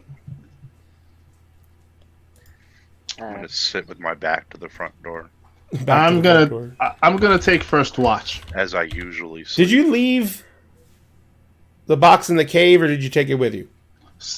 Grandpa took the box. Okay, cool. Yeah, he has the box. Yes, I have the demon box. The demon box. It's a freaking fiend. You can't see it, but I'm giving you the I don't give a fuck. It's in the box thing there. Utopia's gonna try and help Camille with the babies, because, like, She can't just show up with 3 babies and be like, here. Like, she's not a. She's. No, she's. Aom's helping as well because She's not Aom a has become husband from attached. the 50s. We're not doing that. Aom likes his baby. Now you like the baby. It requires very specific attention. He knows. Oh my god. All right. So is everyone going to post watch? I'm gonna take first watch. Yeah. Okay. So we'll do a standard watch rotation to make sure everyone gets at least the 8 hours. Excuse me. Let's do this. It's 9 o'clock, which is close enough. Let me go ahead and set up the little contest. And because we're going to take a few minutes before we do the contest, because I need some help, because we need to decide which mini we're going to give away on this break. So let me bring in the minis, and we're going to choose these mini from the monsters portion of this collection. This collection is by a company called Loot Studios. They make models for 3D printers. What we're going to do is we're going to pick a mini out of this, and then we're going to give away that mini to one winner. We're going to do a drawing for it. But the big thing about this is we've already given away some of these minis. Like the dragons are ineligible because we've already given away the dragons, and there's 3 or 4 other minis. Oh, the other minis I gave away only from the heroes section, so we don't have to worry about that portion of it. So let me find the monsters. Enemies, there it is. And we'll bring this up. Oh, we did give one of these away. The armored cultist was given away. So here are the minis that we have to choose from. So there's the war troll. We can do another armored cultist if you like. The dragon's cult's talon. The green aqua wyvern, which I think that's on the wrong size base. I think a wyvern's bigger than that. But it's a green aqua wyvern, a half dragon arcanist, a dragon cult wise one, and a swamp half dragon. So those are our choices. Fountain Pen Femme says the dragon cult wise one. Uschnatz, of course, wants the swamp dragon. What about the rest of you guys? I mean, I'll take the fucking troll too. Yeah, but- I'll take half dragon or troll. Sounds cool. Yeah, half dragon for me. Oh, I got another vote. So we got 2 votes for the wise one. Oh, damn it. Which half dragon? Because Yeah. one person voted for the arcane half dragon. Oh, sorry. There's 2 different half dragons. There's 1 vote for the swamp dragon and 1 vote for the arcane half dragon, and 2 votes for the wise one. Arcane half dragon, So sorry. that's Arcane 2 half votes for dragon the for arcane. me. Damn it. Yeah. Cool. So Arcane half dragon. All right, that's 3 votes for the arcane half out. dragon. Yep. All right, so that's what we're going to give away. The arcane half dragon will be our prize for the night. Let's go ahead and set the contest up, and we will start the drawing process for the contest. All you have to do is, when I start the contest, there's going to be a keyword that's going to be as part of the contest, and all you have to do is type that keyword into chat. We're going to go on a 10-minute break. When we come back from break, we're going to do a drawing to see who wins that 3D printed mini. So the contest is up. You have to type in the keyword !mini into chat to be entered to win. So please type in !mini. And we'll give it. And while we're on break, continue to make sure you get that typed in. You only have to type it in once. You only get one entry you only get 1 entry in the contest. And we are going to go ahead and take 10 minutes to get more drinks. And I'm going to get a freaking lozenge or something. Yeah, you sound like you need one. Yeah, Yeah, it's buddy. fun. All right, so we'll be right back, guys. See you back here at let's say at 9:20. Be right back.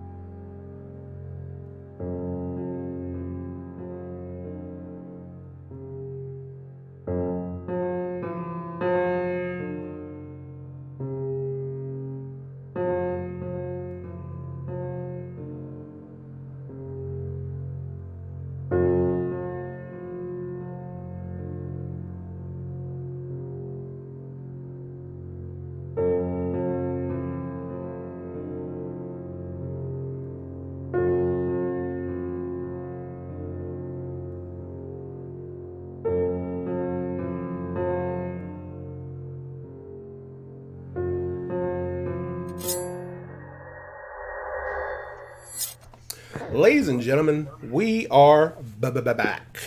Yeah. All right, so RJ's probably still getting a stack, but we're gonna go ahead and get started with the contest. So first off, if anyone has not typed in !mini, please make sure you have done so to be entered into the contest to win the mini that we are giving away this evening, which is the Arcane Half Dragon in the bottom and the middle there. I'm trying to make it a little bit bigger so we can see it. Yeah, the Arcane Half Dragon in the bottom middle there. And we're going to be giving that one away. So we'll give everyone just a few more moments. Drum rolling. Getting ready to close the entries in 3, Welcome 2, back. 1. Picking a winner. Ronoxis. Ooh. Ronoxis, Ooh. I've seen you in chat before, I think. Ronoxis. So welcome to Dinner and a Game. Yeah. And thank you very much for being here. Ronoxis, if you want to, you can join our Discord and DM me there. Or if you don't want to join Discord, you can just message us here, and we will get your information from here. But if you want to join our Discord, it is right here. And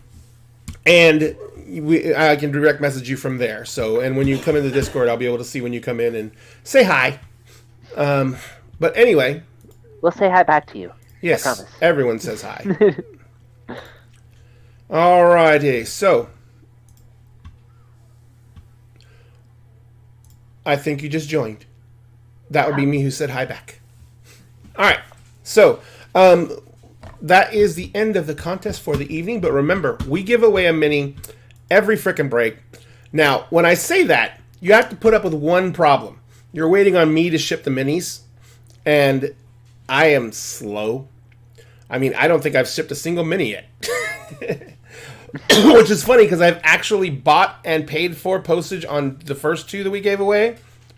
But the postman never frickin' takes them. And I keep on forgetting to go to the post office and drop them. So, I'm a horrible person. I have amazingly bad ADHD. I'm going to, huh? We forgive you. Oh, that's since you haven't won a mini yet. Because I've won, 2 now? 2 now, yeah. Yep. So, well, thank you for forgiving me. I doubt anyone else will. Well, to be fair, there's nothing really to forgive. I mean, you're like with ADHD. That's kind of It's hard. It's hard. And when the postman's being a jerk, that's also hard. Yeah. Yeah, well, it's a thing where you set up the pickup and they're supposed to come pick them up off of. I have them pick them up on my porch, and I leave them out there. And I live in a cul-de-sac. Hardly any packages get stolen, so I never worry about leaving them out there. So I dump them out there in the early morning. So there's no way he can say that they weren't out there when he came by in his route. This jerk just doesn't get out of his damn car. He's lazy. So, yay, What music. That. It's a The Zelda chest opening, but what? Dun dun dun. Yeah, I just received the text. Good sound for text. I love. All right, so everyone is bedding down for the night. Val taking first watch. Yep.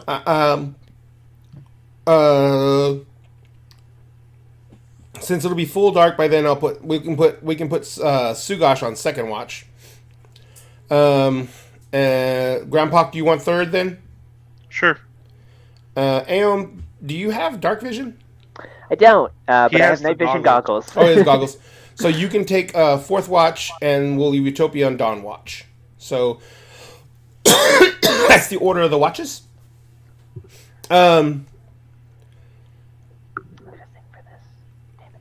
you guys crash out, everyone remembers that the hunting lodge is a pretty big building. There's bedrooms all over the place, but people were sacking out everywhere. There's couches to sleep on. I think there's 4 bedrooms upstairs that all have beds in them. There's 5 of you. I sleep with my back against the door. And the front door or the back door? Front door. Front door? The double doors? Yeah, I always, regardless Wait. of what room I'm fucking Door of the bedroom you're staying in, or No. door of the entire building? in, the entire house. Okay. Everybody knows evil comes through the front door. Everyone knows that evil comes to the front door. So, other than just crashing out, because obviously you're sore, you're tired, you're beaten up. So, other than crashing out, is anyone else doing anything this evening? Sugash is already asleep. Yeah, Sugash is already asleep. And somehow magically already drunk. Wow. Sorry, Sugash. I'm helping Camille with the babies because I feel so bad for just freeing those and being like, "Hi, I know you're terrified, but here's some babies." Grompak will be just kind of resting and meditating on his day of just fuckery all over the place.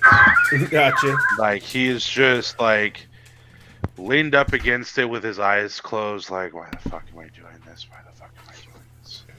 All right. Like, Is anyone doing anything else? Nope. All right. So, first watch passes completely uneventfully. One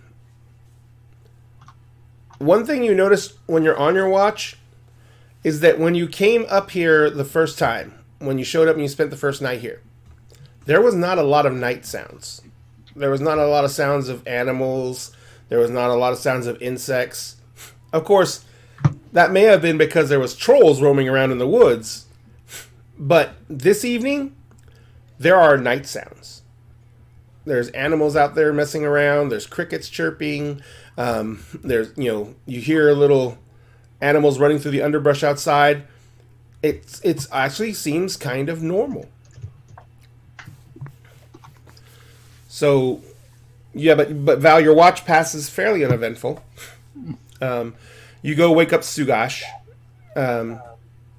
who, even though drunk, manages to take a watch, and so you go,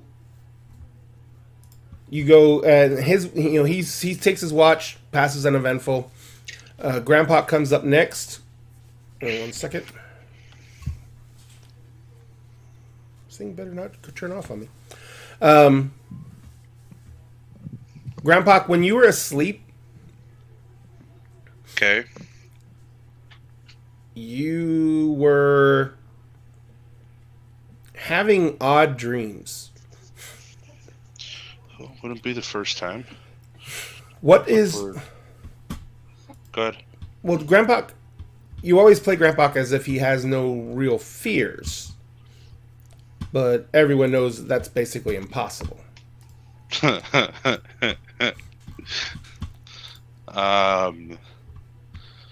We're playing on that card, huh?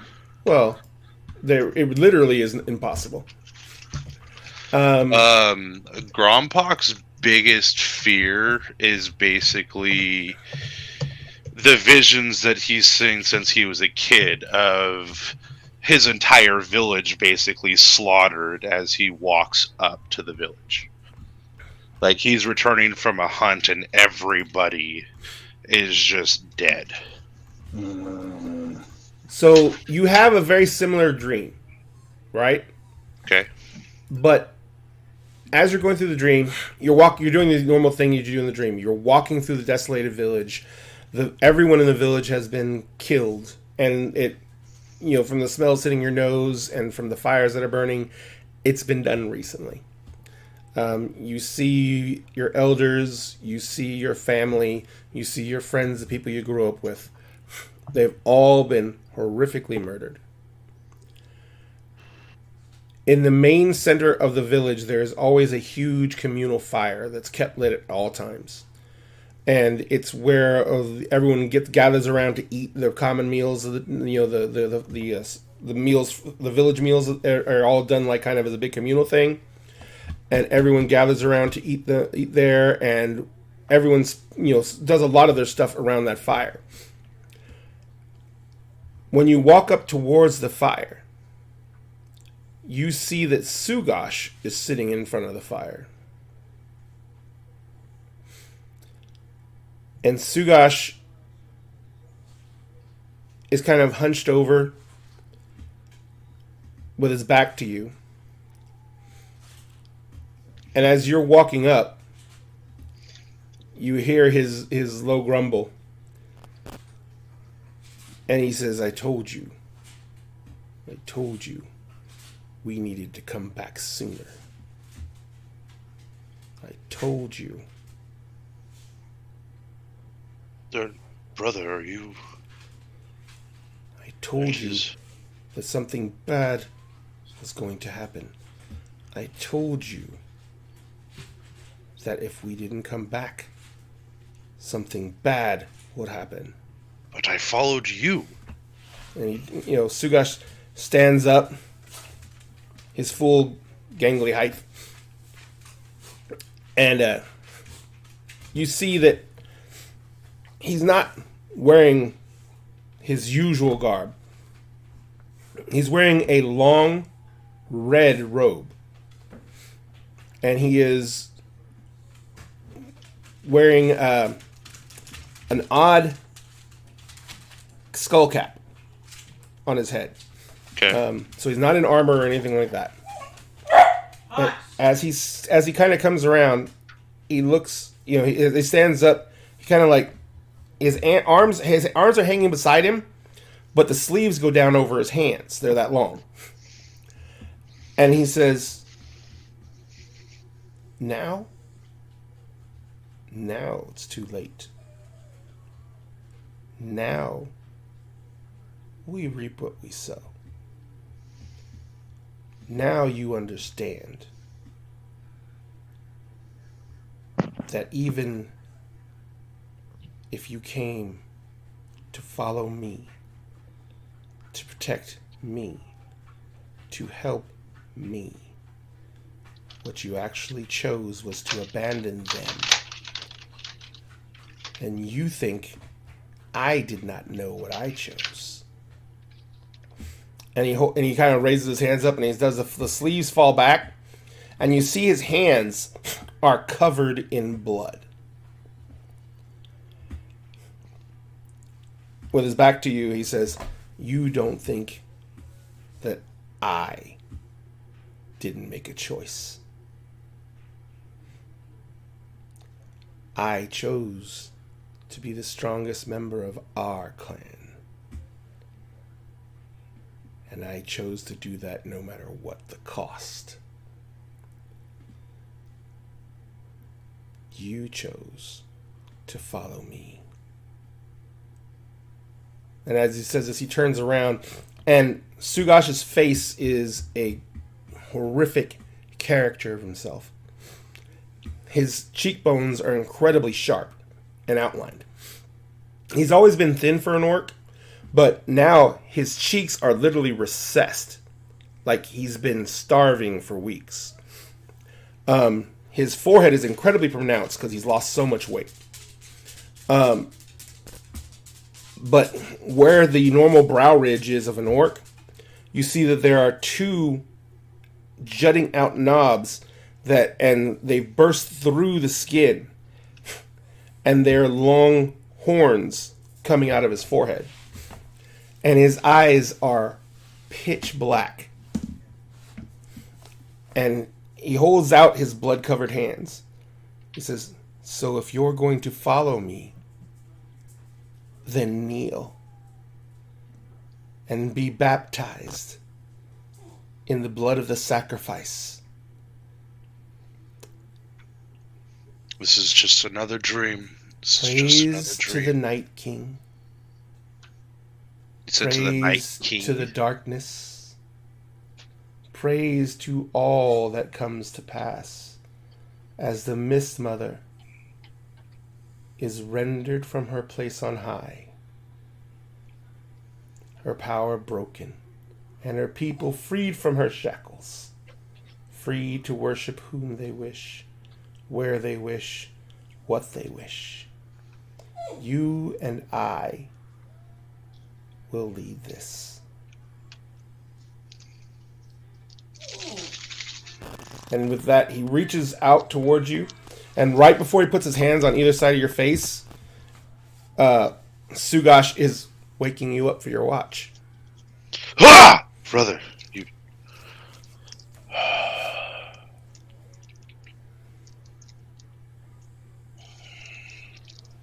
Are you okay? Or did anything happen?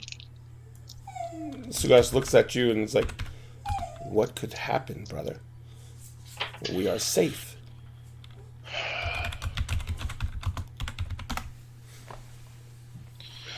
The dreams, it's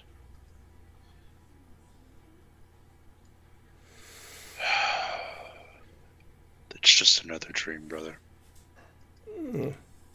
He says, that's why I drink before bed. Oscar. He says, well, Was there anything odd on your watch? Anything I need to know about? no, aside from the fact that the sounds of the prey are back and the hunters of the night. It is good to have some normalcy. Agreed. Well, get some rest. Who knows what tomorrow is going to hold for us. He says, agreed. And he instantly goes over to where he's got his bedding and he lays down and rolls up and goes right to sleep. Yeah, sorry guys, I'm making food and I'm not That's going to okay. show everybody my kitchen. Yeah, kitchens are cool. So you sit out in your watch, and unless are you doing anything else? No, I'm just, gonna kind of keep watch. Nothing drastic or anything like that. Right. Make sure that, everything stays calm and settled, and kind of think on the dream that I had. Gotcha. So your watch, other than that, your watch passes almost completely uneventfully. Like I said, it's very soothing to have all the normal night noises back. You know what I mean? Right. And this is something that your village is usually surrounded by, So it's kind of soothing and settling. So it's actually pretty peaceful on your watch. I will take peaceful after the day that I've had. Gotcha. So after your watch, you go to wake up Aeom. Okay. And Aeom, you take your watch. Okay. Aeom, you experience the same things. No, nothing eventful happens. No, other than the night sounds returning. There's nothing there. Nothing to be worried about. Your watch passes uneventfully. Utopia, you're woken up for the dawn watch, and your watch passes equally comfortably. In fact, Aeom and Utopia, the only thing you notice, because you're kind of walking around, keeping yourself awake and patrolling, is that every time you get near Grandpa, he is sleeping incredibly fitfully. He is often like shaking his head in the negative. He's still leaning up against the door, but he often puts his hands to his face like he's trying to knock something away. He doesn't ever wake up, but he does not seem to get any real rest. So when morning comes, Grandpa, you feel like just wasted. You feel trashed. You literally had that nightmare over and over and over again. And as that nightmare happens, when you wake up, you have not healed anything. In fact, you feel worse. And I need you to remove your maximum hit points goes down by 5. Okay.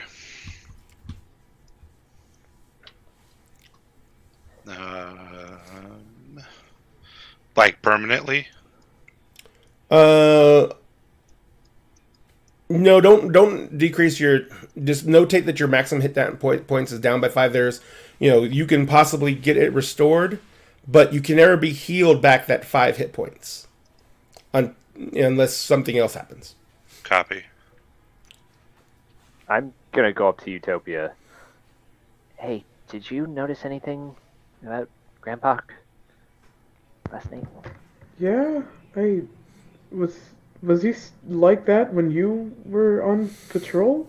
Yeah, as soon as he woke me up, once he went to bed, it was he just never stopped moving. He seemed to be in panic. Do you want to talk to him about it? Do you think Grandpa wants to talk about this? Okay, we'll draw straws. We'll do rock, paper, scissors. Okay, wait, for real, let's do it. Okay, Let's okay. do it. 2, 3, go. Oh! Okay. Alright. Oh! Okay. Okay, one more. Alright. Fuck! Okay. So we're just sitting in the corner doing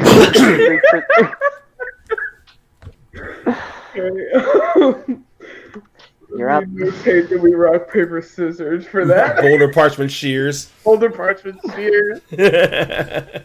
And you said that I didn't heal overnight either? No. Okay.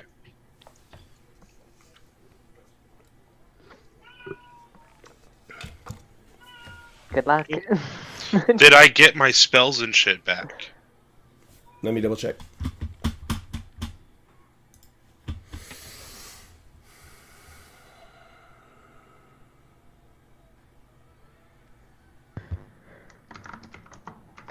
No. Okay. So I am fucking useless today, guys. Okay. That does not bode well. Yeah, no. Oh my god. Well, I'm gonna Who will pat their bellies? We'll pat their go bellies. yeah, no, for real. I have lay on hands. I'm gonna. Oh, I forgot to take a long rest in Foundry. Oops. Yeah, I'm gonna try to act nonchalant while heading Grandpa's way, but like, we all know Totally how not. great I am at that. It's like whenever someone's like, "Quick, act natural," So, and it's like, Grandpa, Utopia's meandering over to you in this completely, absolutely, totally telegraphed random way that indicates that she is walking straight at you and staring at you like she's trying to burn a hole in the side of your head. Oh boy. Yes. Like, as she's halfway across the room, And she hasn't even gotten all the way to Oh my- me. And I'm just gonna look at her like, what? and I'm like, Of this morning of all He looks mornings, like shit. like, yeah. what do you want, Utopia? I'm Excuse me. gonna take a guess and say that you didn't sleep well. No. Not at all. Was it? Is there a reason, or? When you watch your entire village burning at your feet and your brother joining the dark side, like young Skywalker did in our tales. Sugash is like glaring at you. I It- did not join the dark side. Is that canon? Sorry. I'm like, wait, a Star Wars canon. Write that down. Like, I'll say my line just for shits and gigs. Yeah. But yeah, like I watched everything that I fight for burn at my feet Who is this On Skywalker loop. you speak of? last night. I am not in a great mood this morning. Okay. My wounds have not healed, which, for some reason, when I sleep, I'm just magically better. And Let's talk about that. for really once, quick. they didn't What the actually fuck? close. So I'm a Um, little disturbed by that and in a great deal of pain. I could perform some healing for you. if I you- could also Sugash help kind of with like that. waves you So off, could I. and he says, "I will take care of my brother. Don't you all worry." Okay. I mean, he's one of us, so Yeah. the worry is not so out of the way. And apparently, I'm the one plaguing him in his dreams. You couldn't be I- a plague on anyone's dreams. Now what? is not the moment. But Was that love the that for you, time? bestie, but now is not the time. Aom's just walking away. Go check on the I- babies. How about you go check on the I- babies? I feel like the room was not red at that point. Sugash, So- Sugash kind of just No But reason. I'm red. Sugash kind of watches Aeon walk away, and he's like, "I have not drunk enough for this yet." You and me both. Oh my god. Well, I'm gonna go see about helping with breakfast, and yeah, well then just take it easy. How much are you Today- still down, Grandpa?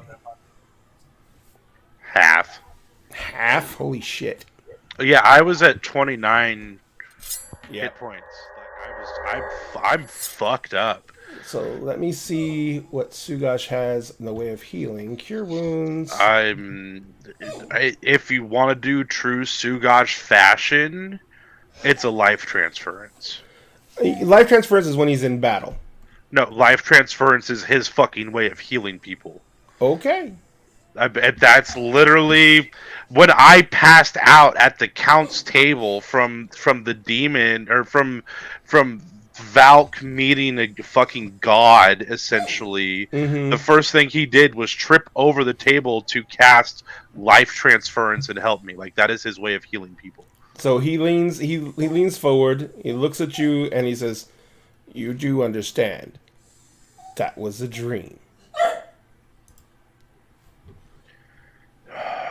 There are always dreams, brother, and they are always of such death and destruction. He says, "I understand. But it was still a dream." And as he says that, he lays his hand on you, and you heal 21 points. That's what the damage was? Yes. Because it's double damage oh, in healing. oh, He it's double takes the damage? 4d10 necrotic, and then it gives back double for healing. Oh, got it. So he took 21 points of damage. And then I get 42 You get 21 points points of back, yeah. healing, which basically tops me off. But yes, that is how life transference works. He decides to hurt himself because he is a dumbass to try and heal other people. Because he loves you. Yeah. Don't worry, it'll be a topic of discussion for later. And feeling somewhat better, but still a little bit weaker.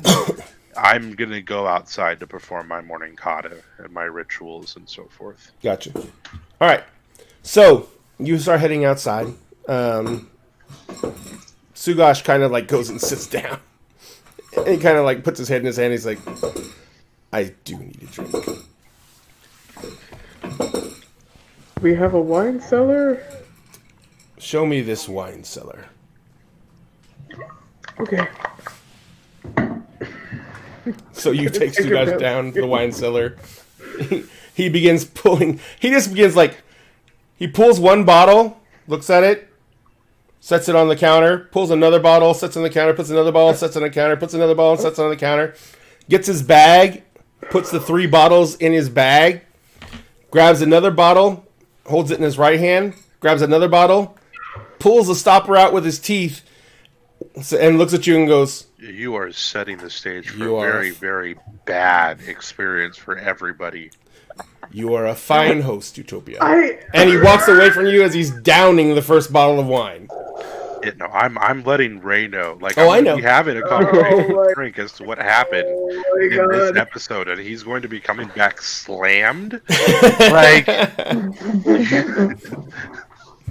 it's gonna be amazing. It's gonna be amazing.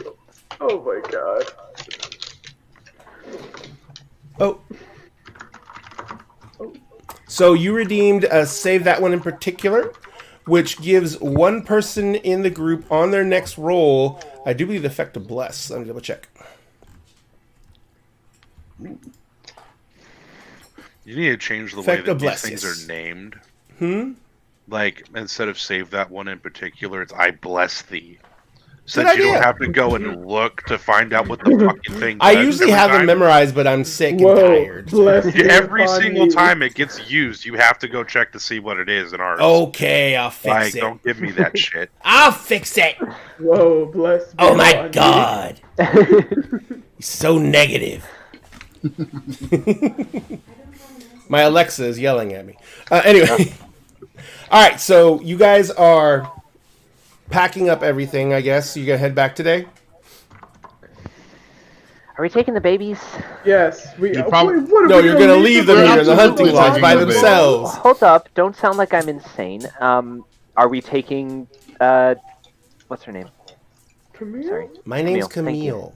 Yes, you. I'm sorry. Yeah. My name's Camille. Those are babies. We're taking the babies because you don't abandon babies in the forest.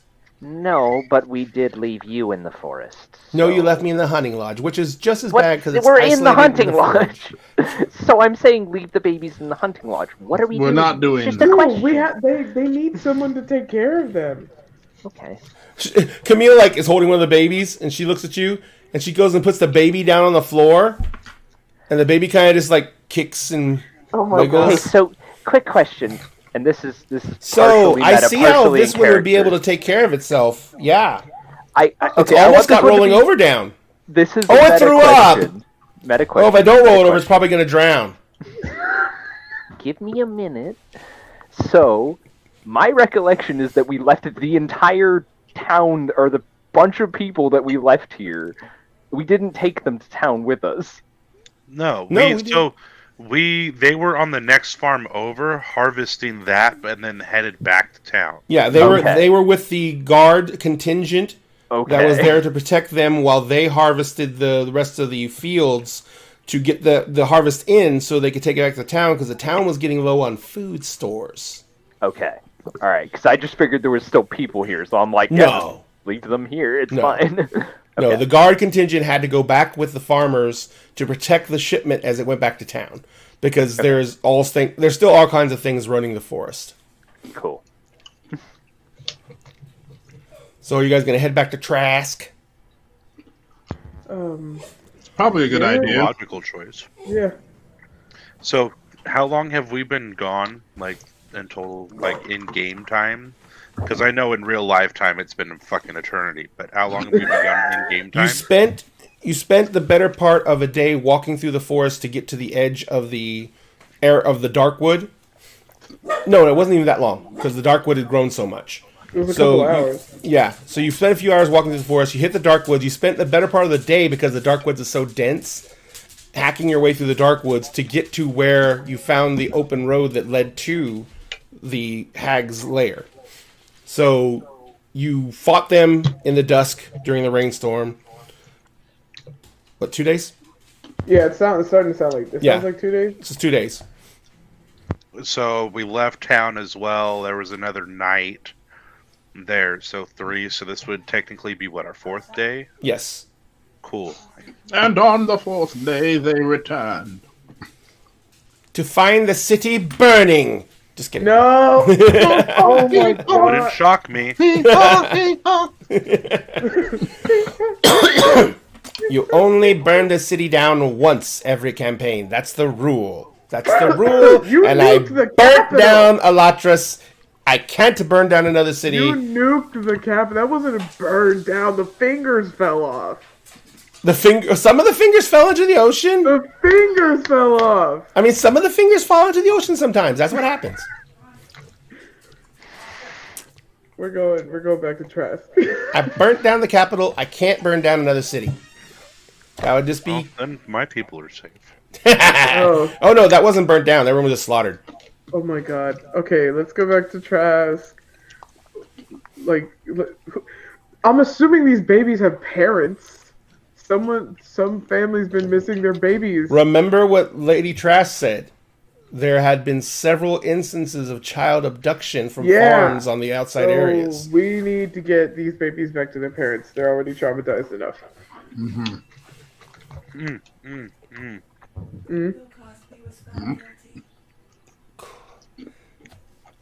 So if they Thank were abducted from the outlying farms, Mm-hmm. then their families would technically be part of the refugees in Yes. the camp. Because most everyone who suffered some form of attack, so a lot of those outlining farmers are now in town. The ones that they know are probably still alive are in town. Right. Yes, it wasn't swathed in flames. It was just mostly utterly slaughtered. That's totally different than burning down a town. Plus, it's a village. It doesn't count as a town. There's not enough people. So I can burn down villages. Tell that to the villagers. Literally. He did. That's I he do. slaughtered them. Like, I'm burning your village. Boy, being a GM is weird. Anyway, so you guys make it back to Trask. Since it's a few hours walk to Trask from the actual hunting lodge, and you leave, I'm assuming, in the morning. As you get back to Trask, it's just getting on late afternoon. What are you doing first? I'm assuming you're going to take babies. The babies. Turning the babies back, I was we gonna have to say. do the babies first. All right, so excuse me, I'm sorry. You head back into Trask. You go straight to, I'm assuming, the refugees camp. Seems like a good place to start. Yeah, it's been 2 days, but people have already started pretty much clearing out the park. 4 days, sorry, it's been 4 days. People have already started clearing out the park. They started like leveling ground for housing. They cut down trees that were in the way from the decorative trees in the way of the park. So they're already preparing. And you notice that about half the people from the refugee camp are missing. And so then they're going out into the woods to cut lumber for building the housing and everything like that. And you do find out that there's a contingent of guards that have gone with them. So as you come up, you guys have the babies. Who are you going to approach? I think we should approach the elder lady that Grandpa was talking to. So, here's the fun part: is Utopia. You have absolutely no idea who anybody here is. Exactly. So because you didn't come down here the last time. no.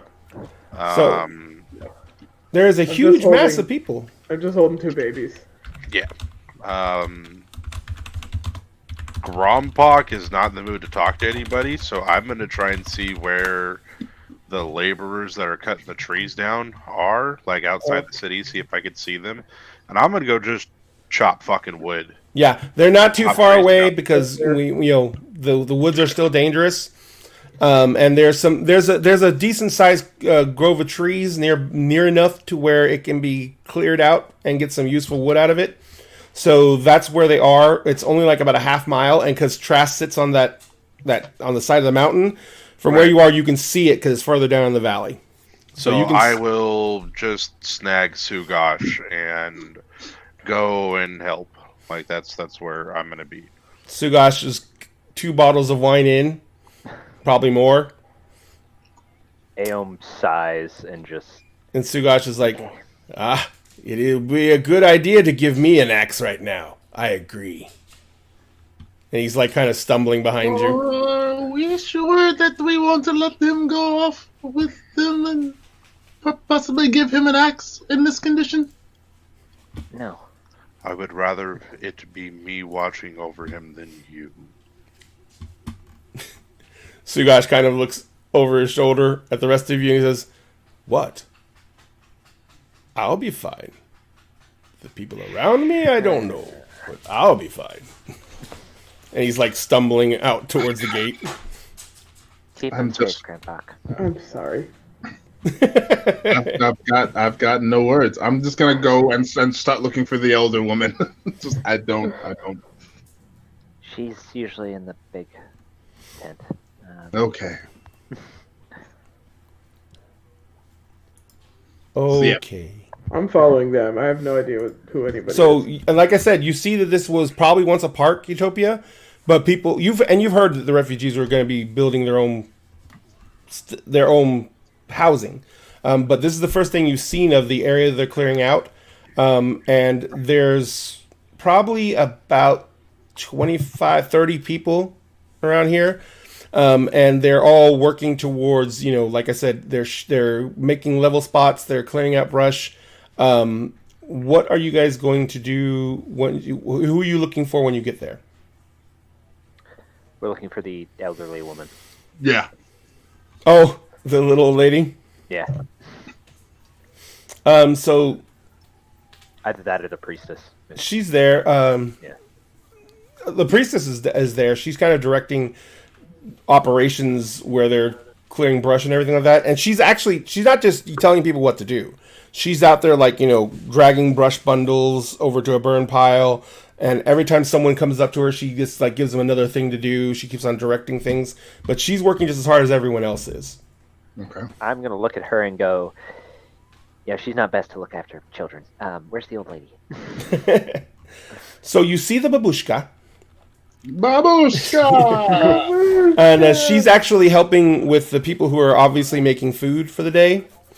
You see that she's got an apron on. She's covered in flour. She has this big open air kitchen, and she is just kneading out dough and slapping it on trays to make these basically peasant loaves.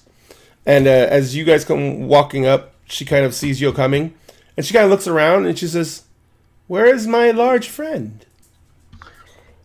He's kind of having a bad day. Yeah. Well, he can't always be the pleasant person that we all know he is. Exactly. Everybody has an off day. Well, everyone does. What can I help you with? Babies. Yeah, so first you need to find yourself a nice girl. Well, I don't really know We're if that's going to past work that. for me. We're past that. Okay, well, then you just need to find yourself an easy girl. I don't think you understand what I mean, but that's okay. I have one. And I'm holding the baby. I'm proffering. Well, then you've already found someone. Congratulations. That's not what has happened either, madam. These aren't ours. We went into the dark forest And came out with babies. That's bad. We killed a couple of hags. Equally bad, probably. They were holding the babies. Probably bad for the babies. Yeah, we think that they were planning on eating the babies. Oh. I know that's bad for the babies. I don't know what it does for the hags, but I'm going to take your word for it. It would do great things for the hags, but we don't want to get into that. That's messy and gross and not okay. 2 of the hags are dead. And we found these babies, and we think we've heard that some people here may have lost family, that there've been some abductions, and we're hoping that maybe these babies might belong to someone here in the camp. Well, we can check around. Everyone is down at the lumber camp right now cutting lumber. Every able-bodied. They kind of left us old and feeble folk to tend to the brush clearing and the food preparations. Any ideas to when they'll be back? I don't really I'm want to. assuming they're going to be back with the first load sometime around dusk because they need to be able to get them unloaded over at the lumber mill. Okay. Do you guys want to wait here? Maybe we can help these lovely people with whatever task they need help with until that, or I can help, and the 2 of you can deal with the babies. Aom has created a little cradle so that he can have the baby on his back. Out of the back or that he front? has. Little babies, it's actually easier to put them in a little sling across the front. Sure, I'll take front then. Yeah. Because if they're on your back, you can't see them when they wiggle and they slip out of it and then they fall down. I don't know how I know that. So, I see them basically in the scroll sash Yeah. Yep. Yeah. for Yeah. Aeon. Yep. Absolutely. I like that. Yep. That tracks. Just as safe as the Miss Mother's knowledge. I'm poking the baby's nose. Yeah, No, I'm not Sophie's just holding them. She feels like they're too fragile to be anywhere else. At least she can control her arms. Sling feels dangerous. Sling feels dangerous. Yeah. She doesn't know anything about kids. She's an only child. Aom looks over. Well, there's so few people in my monastery. The mothers had to look after the babies and do work at the same time. So I learned it from them. Everybody has to do more work than they... She says, everyone has something to teach, don't they? Yeah. It's true. So, what do you want me to do with the babies in the meantime? Well, they can look after the babies. I can help you with whatever you need help with here, and we can wait. We'll wait for everyone to get back, and we can figure out what babies belong to who.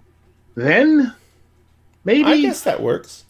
They could always use more help clearing brush, and we don't really have bassinets or beds or anything, but you can go into my tent and set up my hammock or my cot and put the babies on the cot for now. Yeah, I'm just gonna go on with Utopia, I guess. Yeah, I'm following him. All right. I don't know how to care for babies. So I'm learning so many things. for the next few hours until dusk, because remember it's getting on fall now. So the next few hours until dusk, Val, you're helping out with that. It takes you guys about 10 to 20 minutes to walk down to the campground park. But once you get down there, you guys quickly get put to work chopping wood. Actually, you get put to work chopping wood. Your brother, after several excursions into that attempt, gets put on the carrying wood dragging the logs to the carts job. After several failed attempts at that, gets put onto the holding the horses steady at the cart so the cart doesn't move job. After getting into an argument with the horses and punching one, he is regulated to sitting on this log to make sure it doesn't move job, at which point your brother passes out and falls over the log. Glorious. And that horse pisses on him.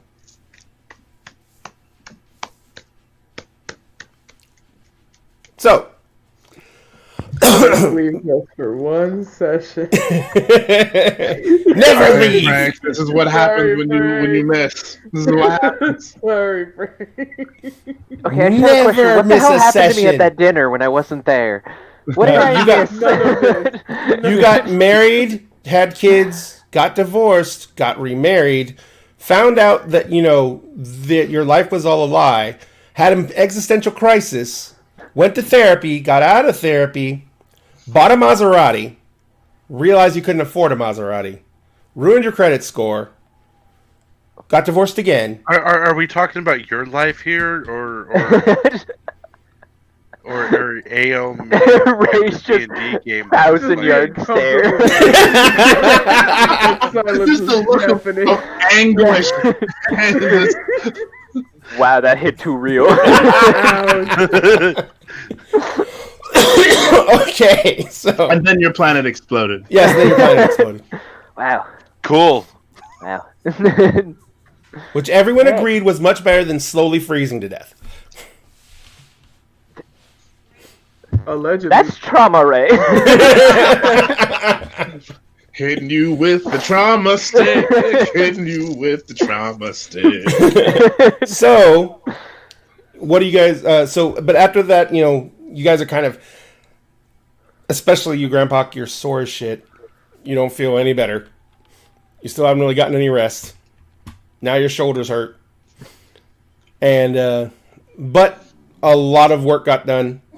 They load your brother up in one of the carts with the logs. He doesn't really notice.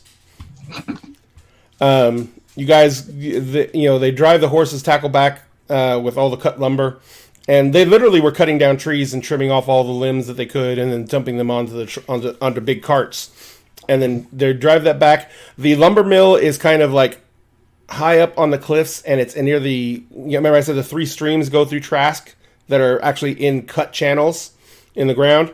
Well, the farthest north channel is the one that actually supplies the lumber mill is built on, and the lumber mill like is powered by a wheel. So the cutting blade is powered by a water wheel. And so they basically take all the lumber up to there to be cut down for building supplies. We may lose Milagros as she is frozen. No. Hey, man, we had really good connections tonight. It's probably because I was saying we were going to dump VC, and then VC was like, "Nope, Please. I'm going to be fine." But no, it wasn't. And then it wasn't. Yes, and then it He wasn't. has abandonment issues. Yes, but so they, everything comes out. Everyone is pretty much exhausted coming in, but people are happy. They're talking because they're actually, getting things organized and getting things together to actually build themselves shelter. And you got to remember, when you guys came into this town, all these people were living in Tent City. Yeah, So the concept, that. the concept of actually having buildings to stay in is huge, considering most of these people lost everything. Mm-hmm. So yeah, there's and when people see you coming in from the Lumbercats, see you guys there, they recognized you, Grandpa, when you came down to help, and you and Sugash. That's one of the reasons they were very forgiving when it came to Sugash. But they greeted you very warmly. They were incredibly ecstatic to see you. When they found out you were actually just there to help, everyone was just raving, even though you're a bit snappish and grumpy. But then they, as you come back into the camp, everyone wants to provide for you. They want to, provide a meal for you and everything. And so, you guys are invited to stay and eat with everyone. And it's a very revelrous, not really raucous, because everyone's tired and sore. Wait, hold on. What's up? Caesar has hung up. Uh-oh. I do my best to put on a happy smile. Oh my god, what does that look like? Yeah, that's about it. Several children look at you, I'm like, cry, and run away. Oh no. oof. Milagros is trying to be let in again. Okay, hang on a second. Case happened. Boom. Help me! Can you see everyone, Milagros? Yeah, I had connection problems again. Don't know. No, I know. I just know. We just all know that when you drop, that sometimes we have to reconnect 75 times. Yes, Milagros see took over everybody. all of Twitch, though. There you go. The whole screen was Milagros. It was. It was amazing. So you guys are kind of treated to an actual really nice evening where everyone is treating you incredibly well. They're like I said, they're this incredibly thankful for you guys, and so they are all about singing your praises. They're all about trying to make you guys feel welcome in this small little camp that they've created. And it's actually very warm and friendly. Where are you guys going to go back and spend the night in the hotel? Yes, but before that, there were the dinosaurs, who were a bit crap. Anyway, that's not what sorry. I started on the thing, and then Eddie Izzard popped into my head, and it was sorry. ADHD, guys, ADHD. It's a joy forever. It's a joy for all time. Look up Eddie Izzard and the and Jesus and the Dinosaurs. It makes Oh, it I know that makes one. sense. Yeah. Grompog's trying to figure out what the fuck a dinosaur is. A dragon. But before that, they were the dragons, who were not crap at all. So They couldn't fly, though. Well, some of them could. Well, no, those were different. So just a big, scaly lizard. Yeah. Some of them ate plants, some of them ate each other. Learn something new every day. Did we return the babies? I think That's what I was getting towards. Oh, As okay. the people who are doing were actually doing the wood cutting come in, you see the old lady who you stored the babies, whose tent you were playing with the babies in and keeping them distracted. She comes walking up to a group of people, and she begins talking to them, and they begin calling other people over, and you see that there is half a dozen people. Oh no. And they all come over to you in a group. And the little lady looks at you all and she says, so these are the ones whose infants were taken. Oh. She says, we're going to see if they recognize the babies. Okay. And see if the babies belong to any of them. Yeah, I'm just going to like hold the baby out so it's more visible. Okay. So the first baby you hold out, there's a woman there. And she just like starts just fucking sobbing. And she comes walking up to you, and she just takes the baby and she's just holding it. And she kind of just like looks at you, and she can't even actually talk because she's crying so hard, but you can tell that she's trying to say thank you. Okay. And she goes walking off, and as you're sitting there, the little lady looks at you and says, her husband was killed trying to ward off the creatures from the baby. And then Utopia, do you have one of the babies? I have 2 of them. You have 2 of the babies? This one couple walks up to you. They're a younger couple. And the baby in your right hand, they come over and they walk up to the baby. And the woman picks the baby up from your arms. And she's like, she's crying, but she's not like weeping crying. And she kind of looks at the baby. And she kind of looks at the man. She says, I told you it was going to be all right. I told you it was going to be all right. And she puts the baby over my shoulder. And then she looks at the man and she slaps the shit out of him with a backhand. You said he was dead! And then she spins around and walks off. And the guy's like walking after her. And he's like, we couldn't know! We couldn't know! I hope they figure that out. I hope they. Yeah. And the last baby you're holding, no one recognizes it. And one of the other people who was waiting for their child, or looking for their child, they come up and they're like,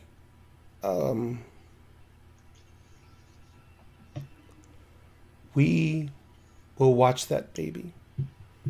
There were families that did not survive attacks. The baby may be one of theirs. But until we find our child, we will take care of this one as it's our own. Even if we don't find their parents, we will take care of it as our own. To honor ours who is lost. Thank you so much. Thank you. Yes, thank you. And they take the baby and they walk off. So, babies have been redistributed. You get a baby! You get a baby! Alistair is Raylan baby! So strong. So, as you guys are kind of finishing that up, one of the soldiers comes walking up to you guys, and he doesn't look like one of the ones that went down to the to help with the logging, because most of the soldiers actually ended up helping cut wood too. You know, they kind of like were keeping a lookout, but they were doing their best to help out as well. But so one of the soldiers, because this soldier's actually in a neat uniform, which probably meant he was on duty up at the Trask House or something. Sure. And he comes up and he says, and he kind of finds you, Val, and he says, Lord and Lady Trask, I have received a missive from Spindle. And by the way, Spindle is the capital city of the Northern Reach. It is a huge mining community in the northwest edges of the Northern Reach in a very old chain of mountains that is been mined for as long as people can remember, and it's always had incredibly rich veins of ore. And so, and Spindle is called Spindle because it's built in this, along this ridge of cliff faces that kind of go out from a large central plateau. And so there's stuff on each one of the spindles of the wheel that this forms. And so the city itself is called Spindle. And as he comes up to you, he says, "A messenger has come from Spindle, and the late Lord and Lady Trask asked that you come in the morning. They have received notice from the minister that there is to be a grand meeting to decide what is to be done about the fall of Elatras and to try and rectify the current state. Because as far as we know, all the ministers, all the council members, I should say, are missing. So currently, our world has no government. Oh. So Mr. Jagerhorn, they're going to be trying to set up an interim government, and they're looking for people to be representatives in the meantime. He has conscripted as many skyships as he can to aid with getting people from place to place. And Lord Trask sent back a reply indicating that you all had survived the attack. And Minister Jagerhorn has requested an audience. So he's sending a ship tomorrow. Okay. We are not qualified if he wants us to be representatives. Yeah, no, not at all. No, I think he wants you to tell them personal experiences of what happened in Elatras. Thank them. That sounds about right. That sounds about right. Am I hearing this conversation? Yes. Yeah, we're not leaving tomorrow. The guard says, "I'm simply giving the message. You can tell Lord and Lady Trask what your plans are. I wasn't told if this was," and he makes air quotes, "an order from Minister Jagerhorn, but I was just told to inform you." All right, now I'm going to turn to Grandpa. Why wouldn't we be leaving tomorrow? People need to know what happened. Because I have another 10 days before I can get my weapon. And I am not leaving until I have my weapon. We can come back. They can bring us. That is not the way back. this always works. We step through a portal and we get thrown 3 months in time. We walk through a well and get transported halfway across the world.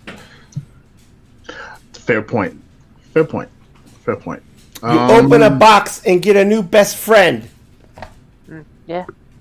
You heard that.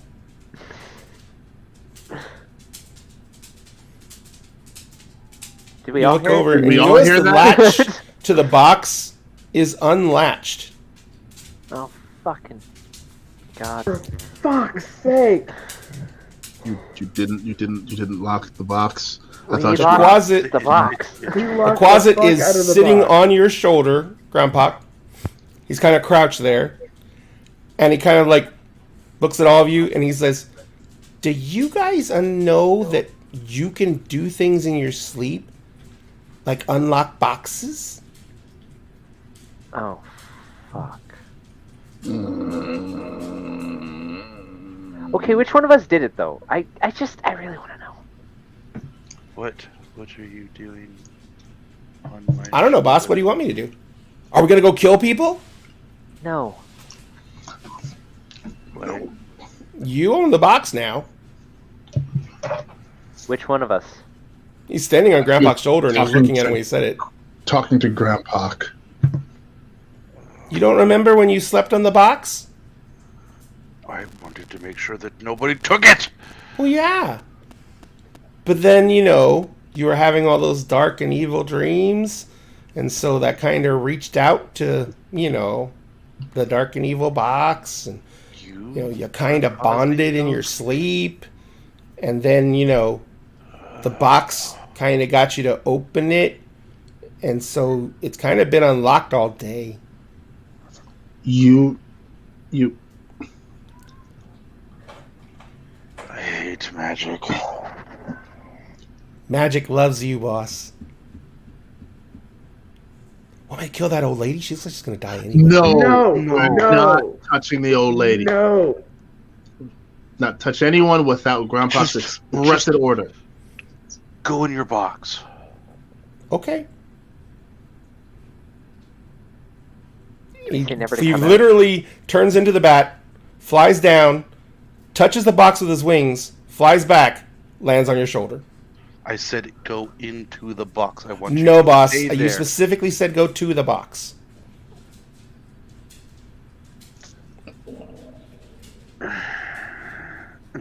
You're able to disappear, right? Yes. Okay. I don't want to see or hear from you. He disappears. For a point of time until I say so. You got it, boss. You can still hear him. I said I don't want to hear from you. Oh. Well, if you can't see me, how am I going to answer? I can hear you. But you said you don't want to hear me. Well, how am I supposed to tell you I understand what you're saying? We're a team, boss. You give the orders, I do the job. Just disappear and it'll be taken as Want me to kill the goat guy? He talks too much. Wow. He That does is- talk a lot, but no, you are not going to kill I have a poisonous stinger. Did I tell you I have a poisonous stinger? That doesn't surprise me. You're a fucking fiend. You got it right, boss! I knew sleeping together would do it. It usually does. Wow. Wow. Okay. I immediately walk over to Utopia and cover her ears with my hands. Holy. Oh my And- god. And Utopia is frozen again. Oh man. So, Why are you covering her ears? She is. there's just some things nobody needs to hear. Yeah. Yep. Froggy, just. Yeah. She is a poor, sweet, precious child. Too good for this world. That's why. Cool. Hey boss, I found a sacrifice. No. She will not be sacrificed. Pure boss. Not She'd sacrificing get you some my big daughter. time kudos. No. Want to be a demon prince? That's how you be a demon prince, boss. No. Val, can we do anything about him? We can certainly find out. We can find one of the priests and see if there's something. Bring me an old priest and a young priest. I've always wanted to say that. I don't know why. I swear, you need You can't see to him. be quiet. And that doesn't mean talking quietly. It means just That means just. shut up completely. There's no more noise coming, but you can still feel his weight on your shoulder.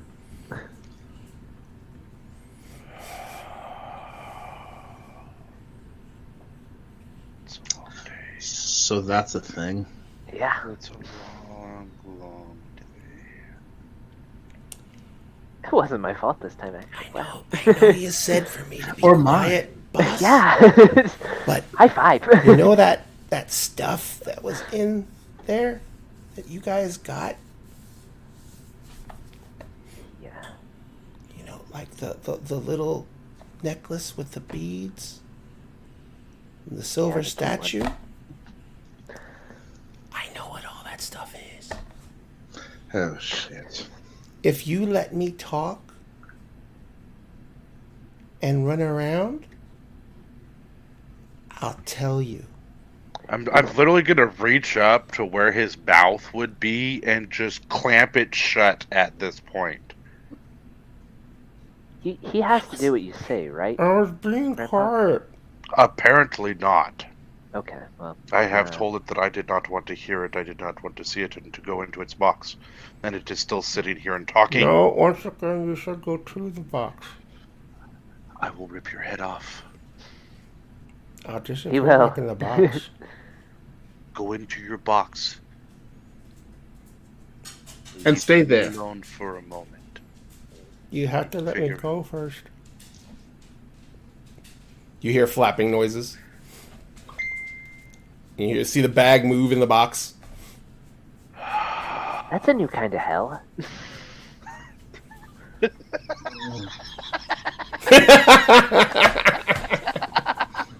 Oh shit! Grandpa just broke Utopia mentally back in. with that comment at this point. Like,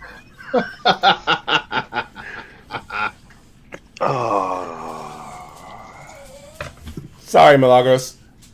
It's okay. Froggy kicked me out. Too much. Hi.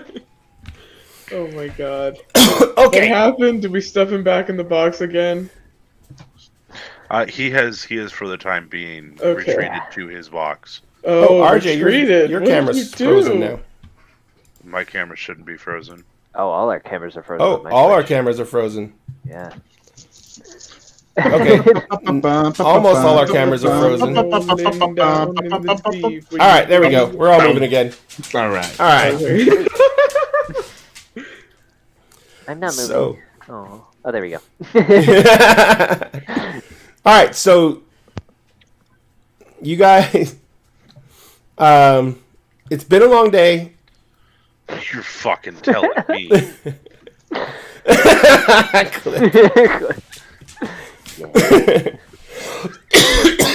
But you guys head back to the hotel and are going to crash out for the evening. Is Sugash still in this area? Question mark. Yeah. Okay. So yeah, Sugash. Mostly puked. I unconscious. tried to steal a bottle of wine from him. He saw it and didn't allow me to. So, like, that was before Creature decided to say hello. Okay. Like, there are rules and shit for that didn't work out in Groundhog's favor to obliterate him until tonight. I'm. Please, for the love of God, work. Yes. Okay. I'm stealing. Did you make an attack roll? No, I made a sleight of hand. I'm taking one of the bottles of wine that Sugash is drinking. Hold on. Yep. See if I succeed. Let me find Sugash's character sheet. No, I got you. Okay. I would like to. Is that soldier person? Yeah, no, he's there? you and you don't get the wine. Because I would have punched you. I'm just gonna glare at Sugash and just turn around and walk away. I'll get you some wine when we get back to the hotel, Aeon. I'll get you some wine. Yeah. It's just the principle. I don't know. It's Perception, and if I notice the attack roll. Is that soldier that brought us the message still around? No, he's turning around. He's leaving. Okay. I will like flag him down. Like, hey, hang on. Yes.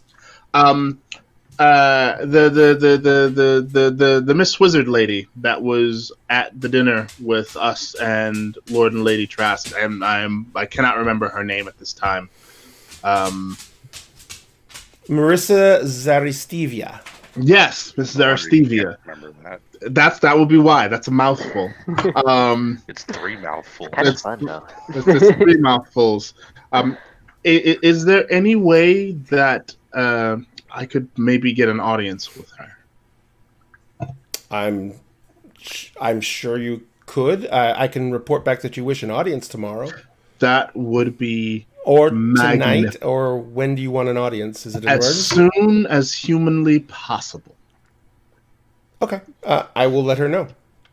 That would be fantastic. Thank you. I will be in the hotel.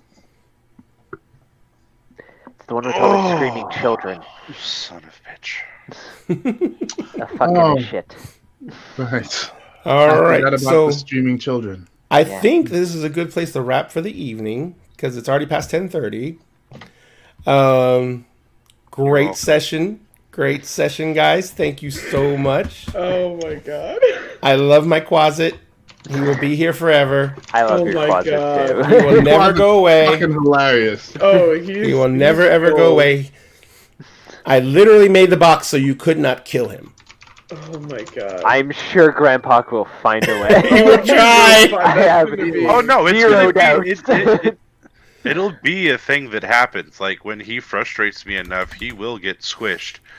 But like I actually kicked a message to Ray as we were getting ready to come back from break. Like, so Grompok's not gonna like it, but he doesn't have a say in the matter because I'm making the executive decision. It's like bond that to me while I sleep. Like, So, and he said that he was, and he said he was, he basically said he was gonna, he didn't want anyone else to have it, so he was gonna take the box and he was gonna sleep with it. And then he said, bond that to me while I sleep because I think it'd be funny. And I was like, oh yeah, because I already knew something else was gonna happen in your sleep, and that just added to it. Glorious. God. You guys go back to the hotel. You go to sleep. When you sleep, you get full rest, except for Grandpa, who is once again racked with nightmares, gets no rest, and gets no spell slots back. And I got to roll a dice. Okay, I'm forgetting where Founder is. And you lose 7 permanent hit points. Oy. Wow. Sweet. On top of the 5. Yes. Hey, You can't get back to 5. Gonna fucking die at this point. Yeah, holy crap. And those hit points cannot be healed even by healing magic. Oh no, I've been dropping my max hit points down. Like, So, how what's the science for it? How long can you go without sleep till you die? He's sleeping. Like 3 days. Oh, he is He's actually dreaming. He's getting REM sleep. Okay, He's just not getting any benefits of rest. That's what the effect says. Okay. He does not get the benefits of rest, which means he doesn't heal back hit points and he doesn't get back spell slots. Damn. And now you have a little demon. So even your days will not be restful. yeah, and I can thank myself for that one. All right, guys. Well, everyone, these people are amazing. They're incredible creators in their own right. Rob, what's going? I don't know if you want to talk about it or not, but what's going on with your other show? Currently unsure. Unsure? But I will update you when I know more. Gotcha. So we won't really plug it until you guys say you're ready. I don't want to send people your way if they're, you guys aren't currently putting anything out right now. But you can also find Rob on TikTok, where he puts out he has some very unique cosplays. I'm also creating an Etsy page for random shit that I make, so... There you go. Do not forget to update your link tree so it can be in your link tree, please. Absolutely. I don't have my card close enough, but... Take my money! And Milagros, I know that you are in the throes of graduating. We are so fucking proud of you. Yeah. I'm so happy and excited for you. Yes. And then once you're done with all that adult shit, you can get back to making videos. Yes, I can. That are not just random TikTok trends. Hey, even your random that TikTok I'm trends are doing fun. on impulse because they're funny. Oh yeah, so what are we doing for Valentine's Day? I forgot to respond to that. Since you're going to be alone. So we have to hang out. Right, we have to hang out. We can have Nixon call, it's fine. I mean, Nix does want to hang out with you. But yeah, right now everything's just kind of up in the air until not only I graduate, but like 3 weeks after I graduate, I am moving states. So once I am like graduated and settled, I have a lot of content coming. I have stuff for like, writer stuff, help with research, software reviews and tutorials, because I've got a bunch of new software since I kind of put that on pause, including the Obsidian note-taking system, which is super cool. I've been testing it out, and it's outstanding, especially if you have a crazy, like, really associative brain like I do. It's fantastic for that. That is cool. I have a lot of stuff coming. Excellent. And Sphinx, Yes. how are you doing? Busy. As always. And where can folks find you? You can find me on Tuesdays right here at Dinner in the Game, playing our World of Darkness open world campaign, Emerald Sanctums. More trauma.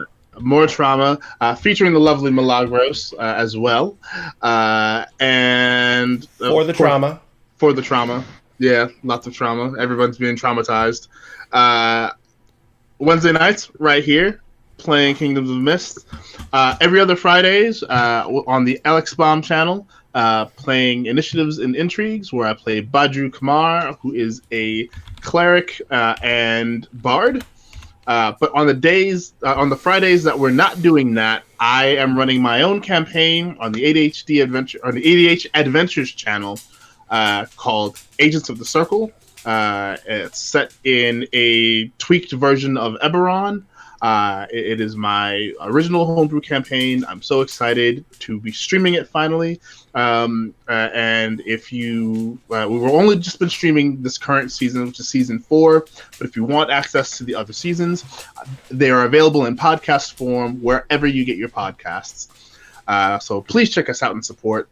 Also on Saturdays, also with ADH Adventures, playing Heroes Arc, where I play Raziel, an Asamar Necromancer. We're currently in the middle of our Pirate Arc, where Raziel has lost his memory of his beloved Dalvi, and Dalvi herself has lost her memory of how to do magic, which is insane, seeing how she's a paladin.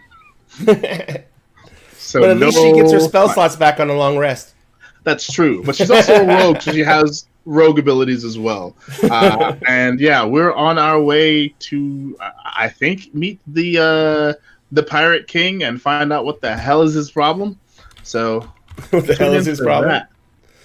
And RJ, would you like to go over what OA is up to right now? So we've mostly we jumped back into Dual Universe, actually. Yeah, we played it last year for quite a few months, until we literally lost our sanity playing the game. It's basically a fucking spaceship build everything you want from scratch. Player run marketplace. Insanity. Yeah, like, it's insane. And Rome, actual physics. Yes, actual physics. And Rome found out lots of physics because he took what was supposed to be a train, a rocket tram, and he strapped a rocket to it and tried to fly. Well, let me take that back. He flew for quite a ways because it was a fucking rocket. Yeah. But eventually he came down. But he's only really streaming Sunday, Monday, Tuesday right now. Mm-hmm. So we are in our D&D Sundays 7:30 Pacific. High level characters. We are all level 19. We are approaching the second to last boss. And shit is about to hit the fan. My character is ready to destroy his brother at this point, and it's going to be insanity. So tune into OA, Obliviously Adventurous, here on Twitch, 7:30 Pacific on Sunday for insanity. And RJ, would you do me a favor, RJ? Huh? Because Rome still hasn't done it yet. Would you go set up a link tree or something for you guys so we can put that? I don't even know how to do that. Oh, come on.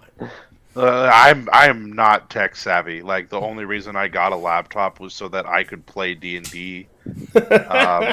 Like, legitimately. Yes, Rome, you still haven't done it yet. The reason why I moved away from consoles was because I enjoy playing D&D, and I needed a laptop to do it. And there you go.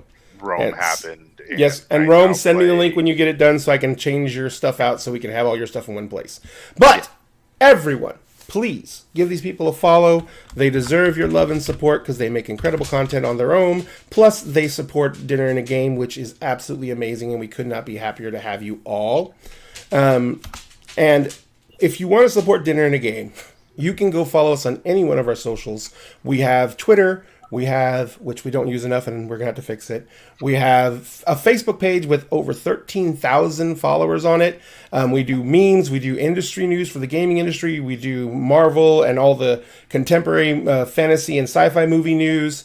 We do book reviews. We do everything on there. Go over and check it out. You will at least be entertained, if not find out some interesting stuff. And of course, we do TikTok and Twitch, of course. And we do have our YouTube page. Remember, if you go to our YouTube page and you follow us there, you right now, if you go do it now, when we hit 100 followers on YouTube, we're going to be giving away this set of books, which is the D&D core set, which is got the reflective covers, the shiny covers, and it's in that slipcase. It comes with the player's handbook, the Monstrous Manual, the DMG, and the GM screen in the slipcase. We're going to give away one copy of those when we hit 100 followers on YouTube, which we're at 80-something. And then we're also going to give away another one of these when we hit 1,000 followers here on Twitch, of which we are at 646. So we're well over halfway there. It does take longer on Twitch. We know that, but we are hoping we give a good enough reward. Now. Do it now. And if you go to our link tree that's in chat right now and you go follow us on TikTok, when we hit 1,000 followers on TikTok, we're giving away this 3D printed Wizard's Tower. Once again, it is amazing. It is wonderful. It is gorgeous. It breaks down into separate pieces. The walls come off the floors. Everything can be stored in a box. It clips together so it won't fall apart. Each different level is held in place by pegs so it won't slide around. And it has a front door that opens and closes. It has windows that you can put into the window valances. And it has a trap door in the roof to get to the roof access. You get that plus all the stairs to go from each level inside the tower. All that's going to be given away as one gift to one person when we hit 1,000 followers on TikTok. And when once we do that, and I'm going to start putting out more videos about this contest so we can get this given away. And I am going to start printing out more of these because we just signed a deal with the makers of this tower called Dragonlock. And we are now licensed to sell Dragonlock products. So I can print these out now, and we're going to be setting up a store for it. And we're going to start selling these out as kits. So we're also going to be going on our Discord and asking you guys what recommendations you'd like to see for kits.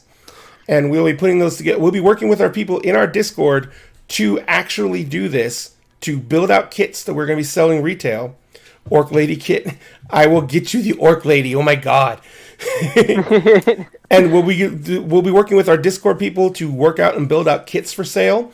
Also, we're going to be doing a lot more of the dice lines. We had an order in with a distributor from China, but COVID has derailed everything. And so they're backed up about, I think they said 5 months. So our order is on hold. We still have the deposit in.